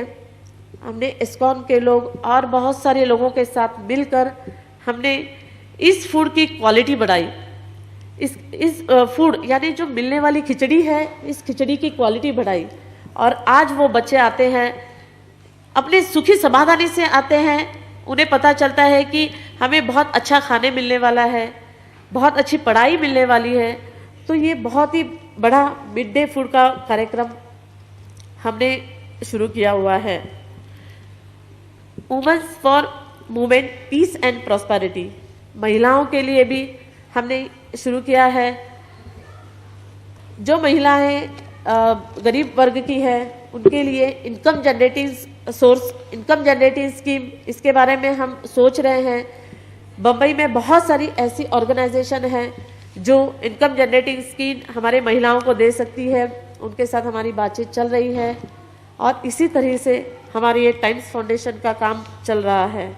इतना कहकर मैं अपना समाप्त करती हूँ। धन्यवाद। बहुत बहुत धन्यवाद बहन सुनीता जी, आपने बहुत अच्छी गतिविधियों के बारे में जानकारी दी। अब समय को देखते हुए हम आगे बढ़ रहे हैं। अभी मैं आमंत्रित करती हूँ हमारे बीच उपस्थित हमारे वरिष्ठ भ्राता अमीर चंद जी, जो कि चंडीगढ़ से हमारे बीच आए हैं। आप वाइस चेयरपर्सन हैं सोशल सर्विसेज विंग चंडीगढ़ से। आप फाउंडिंग मेंबर हैं governing board Brahma Kumaris education society mount Abu. आप मेंबर हैं governing board Rajyoga education and research foundation new Delhi और वाइस चेयरपर्सन है social service wing mount Abu के। और आप हमारे पंजाब जोन की बहुत सारी सेवाओं का संचालन करते हैं। मैं भ्राता जी को अनुरोध करूंगी आज के इस कार्यक्रम के संबंध में अपनी इंस्पिरेशंस देंगे। ओम शांति। मंच पर विराजमान महानुभाव, सभा में विराजमान प्रिय बहनों तथा भाइयों, मैं घड़ी को भी देख रहा था और जो नए भाई बहनें कुछ आ रहे हैं तो मैं ऐसा महसूस कर रहा था कि वो नेक्स्ट सेशन के लिए अब आना शुरू हो गए हैं। बहुत अच्छी बात है। और जो जा रहे हैं वो भी इसलिए कि उन्होंने भी नेक्स्ट सेशन भी अटेंड करना है। इसलिए मैं बहुत ही संक्षिप्त में अपनी बात आपसे कहूँगा। समाज सेवा प्रभाग से मैं जुड़ा हुआ, विशेष रूप से प्रजापिता ब्रह्मा कुमारी ईश्वरी विश्वविद्यालय ने ये जो समाज सेवा प्रभाग बनाया है, इसके हम कार्य को दो भागों में बांटते हैं। एक हम कहते हैं डायरेक्ट और एक इनडायरेक्ट। डायरेक्ट से हमारा भाव ये कि जहाँ जहाँ पर कुछ कठिनाइयाँ पैदा होती हैं, प्राकृतिक आपदाएँ या कोई भी लोकल प्रॉब्लम्स कहाँ कहाँ भी होती हैं, तो वहाँ हमारी जितनी ब्रांचेस हैं उनको पहले से दिशा निर्देश दिए हुए हैं कि समय के अनुसार वहाँ पर वहाँ के प्रशासन से या और चीज़ों से मिलकर के सहयोग देवें। और वो काम तो आपने बहुत सुना, अभी मेडिकल विंग की ओर से भी समाचार सुना, सुनामी त्रसादी के बारे में भी सुना। बहुत जगह पर ये प्रोग्राम्स कार्यक्रम चलते रहते हैं लोकल लेवल पर। मगर ये जो प्रभाग खास बनाया गया है वो है जो सोशल ऑर्गेनाइजेशंस हैं सारे भारत में, विदेशों में भी, और उसमें भी बहुत बड़ी बड़ी ऑर्गेनाइजेशन है जिनको हम सोशल ऑर्गेनाइजेशन कहते हैं। कुछ इंटरनेशनल लेवल पर काम कर रही हैं, आप लोग जानते हैं, लॉयंस, रोटरी इंटरनेशनल्स हैं और भी जैसी जॉइंट्स। और कई सोशल ऑर्गेनाइजेशन है जो नेशनल लेवल पर हैं, स्टेट लेवल पर हैं, बहुत सी संस्थाएं, समाज सेवी संस्थाएं या समाज से सेवा से जुड़े हुए व्यक्ति, बहुत लोग ऐसे हैं जिन्होंने सोशल काम कर रहे हैं। अब ये विद्यालय क्या काम करता है? जो समाज सेवा प्रभाग है, इसका लक्ष्य उद्देश्य ये है कि उन भाई बहनों से जो सोशल काम कर रहे हैं उन लोगों से मिलना, कांटेक्ट प्रोग्राम करना, उनके लिए हम यहाँ पर कॉन्फ्रेंस, सेमिनार्स ऑर्गेनाइज करते हैं। उन लोगों को मिलकर के उनसे हम एक निवेदन करते हैं। जितने सोशल लीडर्स हैं उनको हम यहाँ बुलाते रहते हैं। अभी 14 से 18 जून को एक सोशल लीडर्स का सेमिनार हमने यहाँ पर रखा है। उनको हम ये निवेदन करते हैं कि जो आप काम कर रहे हैं बहुत बढ़िया काम कर रहे हैं, चाहे आप मेडिकल में काम कर रहे हैं, चाहे एजुकेशन फील्ड में काम कर रहे हैं, चाहे गरीबी के उन्मूलन में काम कर रहे हैं, चाहे एनवायरनमेंट में काम कर रहे हैं, काम आप बहुत बढ़िया कर रहे हैं। मगर एक बात आपसे हम रिक्वेस्ट करते हैं कि जो कठिनाई है जिस फील्ड में आप काम करते हैं उसके मूल कारण को भी जानने की कोशिश कीजिए कि प्रॉब्लम पैदा क्यों हो रही है। नहीं तो आप प्रॉब्लम्स भी बढ़ रही हैं, आपका काम भी बढ़ रहा है। आप काम करते चले जाएंगे मगर वो जो प्रॉब्लम है जिसके लिए आप काम कर रहे हैं वो खत्म होने वाली नहीं है। जब तक ये समस्या, जो सामाजिक समस्या है, कठिनाइयां है समाज के अंदर, ये पैदा क्यों हो रही हैं? इसलिए हम उनको कहते हैं आप शॉर्ट टर्म प्रोग्राम भी बनाओ और लॉन्ग टर्म प्रोग्राम भी बनाओ। शॉर्ट टर्म का हमारा ये कि जो इमीडिएट नीड है, किसी को मेडिकल की नीड है, किसी चीज की जरूरत है, आप काम करो। मगर दूसरा आप ये भी सोच रखो कि ये जो प्रॉब्लम क्रिएट क्यों हो रही है समाज के अंदर। जैसे एक छोटी सी मिसाल है जो दहेज प्रथा की है। हम झंडे लगा करके और चीजें करके, कैंपेन निकाल करके, स्लोगन्स लगा करके और लोगों को हम अवेयरनेस क्रिएट करते हैं दहेज लेना देना। मगर हम कहते हैं भी उसकी जड़ को समझो कि व्यक्ति में लोभ वृत्ति बढ़ रही है और जब तक उसको आपने ठीक नहीं किया है ये प्रॉब्लम खत्म होने वाली नहीं है। अडल्ट्रेशन है, करप्शन है, लाइफ सेविंग ड्रग्स के अंदर लोग जो हैं आपने देखा होगा अडल्ट्रेशन करते हैं, खाने की चीजों में करते हैं, दूध में करते हैं, सब चीजों में करते हैं। कौन लोग करते हैं, किस लिए करते हैं, कितना लोगों को नुकसान पहुंचाते हैं ये हम अच्छी तरह से जानते हैं। पर ये कैसे ठीक कैसे होगा? क्या कोई सरकार कानून बना के सब चीजें बना करके ये ठीक कर पाएगी सारी समस्या को? जब तक व्यक्ति की वृत्ति को नहीं बदला गया है, जब तक व्यक्ति की सोच को नहीं बदला गया है। और ये आपने देखा होगा कि लास्ट 50 ईयर से ये प्रॉब्लम ज्यादा शुरू हो गई हैं। कारण क्या है कि पहले लोग समझते थे 4 हमारे सिद्धांत हैं प्रवृत्ति को चलाने के, धर्म, अर्थ, काम, मोक्ष। पहले किसको रखते थे? धर्म को, अर्थ, फाइनेंस को पीछे। अब बदल गया है। अब लोग कहते हैं अर्थ पहले, वैल्यू सिस्टम बाद में। जो लोग पैसा इकट्ठा कर रहे हैं या कठिनाइयां पैदा कर रहे हैं वो लोगों के अंदर ये भावना, ये वृत्ति, ये विचार जो चेंज आ गया, थॉट सिस्टम में चेंजेस आ गई हैं, इसके लिए भी हम कुछ काम करें। मैंने एक बहुत जगह लाइट वे में कहा, मुझे वो ले गए। बहुत अच्छा काम है, होना चाहिए जितना किया जाए। अभी भी आपने सुना हमारा हॉस्पिटल कितना बड़ा काम कर रहा है, मेडिकल विंग कितना बड़ा काम कर रहा है। वहाँ भी मुझे ले गए कि आई कैंप का इनॉग्रेशन करो। मैंने उनको जस्ट कहा, मैं कहा बहुत अच्छा काम है, आप जितना कर सको। मगर मैंने कहा कि मेरा ऐसा विचार ये भी है साथ में कि जिनकी आंखें नहीं हैं वो समाज को कम नुकसान पहुंचा रहे हैं और जिनकी आंखें हैं वो समाज को ज्यादा नुकसान पहुंचा रहे हैं। आप उनके लिए भी तो कुछ करो। जो कठिनाइयां पैदा कर रहे हैं समाज के अंदर, उसके लिए आप क्या काम कर रहे हो? हमारे पास कितने ऐसे केसेस हैं, मेरे पास हमारी इंस्टीट्यूशंस में एडमिनिस्ट्रेशन ने कई जगह पर अप्रोच किया कि हमने इतना सामान इकट्ठा किया है, हम यहाँ चेन्नई भेजना चाहते हैं, प्लीज हम इसके ऊपर ब्रह्मा कुमारीज के थ्रू भेजना चाहते हैं क्योंकि ये सामान वहां पहुंचेगा और कहाँ किन लोगों को मिलेगा ये हमें विश्वास नहीं है। हम आपकी ऑर्गेनाइजेशन के थ्रू बंटवाना चाहते हैं। हमारे पास कितने केसेस हैं। इसलिए ऐसे लोगों की जरूरत है, ऐसे करैक्टर की जरूरत है। ये समाज के अंदर सबसे बड़ी सेवा है। इसकी ओर भी सोशल ऑर्गेनाइजेशन ध्यान देवे।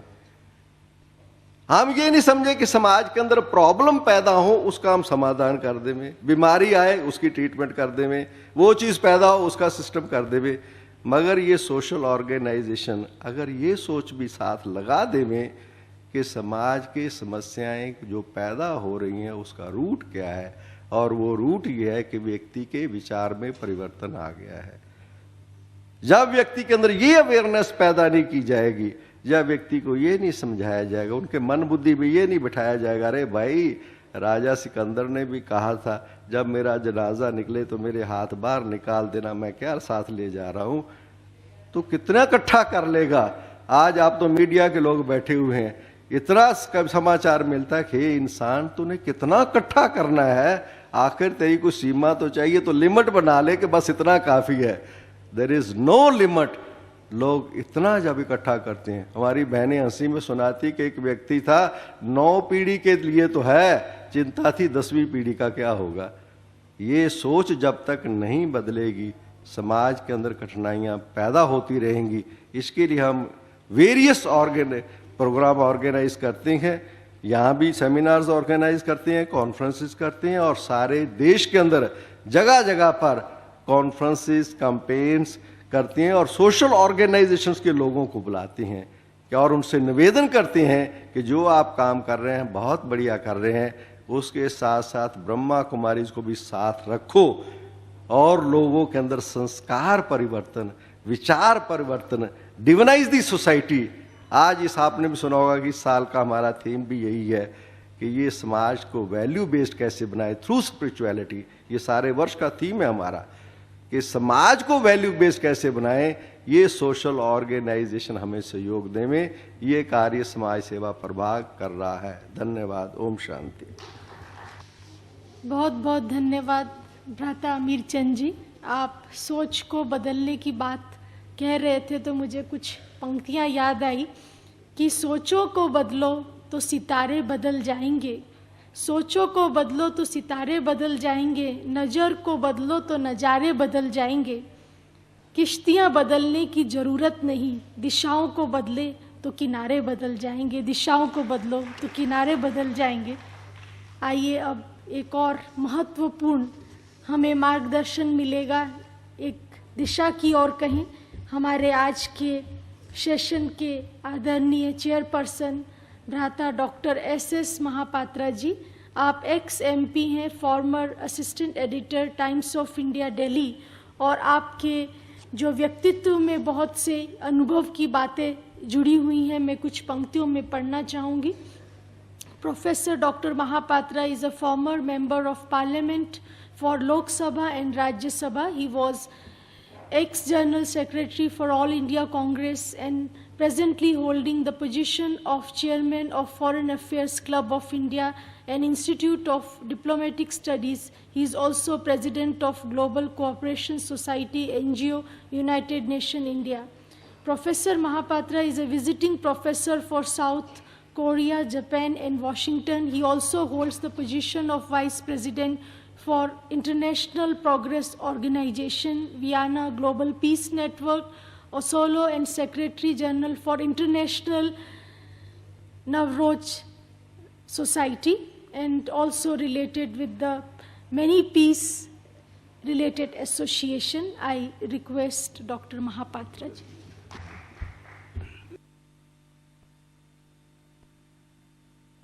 Persons on the dais, brother, I will not take more than 2 minutes because I now see the next program to begin and the cultural troupe is here. I have spoken everything about what I wanted to speak on media on the first day, so I will not like to repeat it now. But I tell you one thing. After long 60 years of hectic political life, I have made a goodbye to it, complete goodbye. And having gone round all the sages and seers, sants, I have at last come to the real place of God, Baba. And I want to continue my sojourn till the last breath of my life. I am 76, I don't hope to live long. But whatever is the period left should be spent for Baba. I am meeting President of India, my friend, in another 8-10 days. And I have 2 proposals before him. I am connected with the NGOs, with many organizations all over the world for the last 10 years, because NGO is a new word, it was not in our time. It came only after the Second World War. It was put into the Charter of United Nations, and the idea which Roosevelt said in the United Nations Conference is to supplement the government work. But today the NGOs, what I see, not here, everywhere, barring the Western countries, are the most corrupt, most corrupt. The one I find is Baba's organization, these Brahma Kumaris. They are the jewels. It is the only organization which is to be patronized. I am going to suggest to President the reconstruction work, whether rural reconstruction, the youth movement, the medical, whatever is there to supplement government work should be given to the Brahma Kumari organization. You do not know, I have seen NGOs who are coming to me with begging bowl, today own 2-3 cars, have beautiful houses. Where from they get the money? It is all United Nations money to India, World Bank money to India, Bank of Reconstruction and Development to India, and all relief organizations all over. Last week I was surprised to find out the UNICEF officer, who is a British, wanted money. If they give you 10 lakhs, they wanted to cut back 10% immediately. Horrible situation, I tell you. Unless Brahma Kumari organization, or like the one which we find in Baba's domain, come forward to save the country, the money will go down the gutters and nothing will happen. Mr. Atma Prakash is doing good work for the youth movement. In our time, I was considered as a young Turk in Congress, with Chandrasekhar, Mohan Daria, Krishnakant, Arjun Arora, and some others. It is we who gave socialist program to Indira Gandhi in '69, when she was hovering between capitalism and socialism, east and west, what to do, what not to do. Our program was passed in the glass house at Bangalore, and then Indira Gandhi became Indira Gandhi. So what youth can do, I know it. Youth is the sum total of country's energy, vision, future. They are the people, we are not the people. So I hope Atma Prakash will lead the youth movement, which others have failed to accomplish. He should do it. And this doctor is a remarkable one who was speaking, doctor. Yes, remarkable one. He's an actor. He speaks very nicely, puts the whole thing into your heart. I think such doctors should go around, make us laugh, you see, take life easily and not to suffer from heart attack. I had 2 heart surgery, 3 angioplasty, and 7 heart attacks. I am here by Baba's grace. I had miracle only before 3 days. My friend one, Om Prakash, is carrying me from Delhi to here, but now I can walk. I was almost jumping here. That strength. So faith is an element which I don't want to leave. complete and firm faith in Baba, and that leads the world. Thank you very much. बहुत बहुत धन्यवाद doctor Mahapatra ji, आपने तो हमारे अंदर बहुत नई प्रेरणाएं भर दी हैं। अब समय को ना अधिक लेते हुए अब इस कार्यक्रम को हम यहाँ ही पूरा करते हैं, लेकिन कुछ भी पूरा नहीं हुआ है, प्रेरणा की नई शुरुआत हो रही है। आइए इसको कुछ क्षणों के लिए हम परमपिता परमात्मा की याद में बैठकर इस सेशन को पूरा करेंगे। ओम शांति और आप सभी का बहुत बहुत धन्यवाद।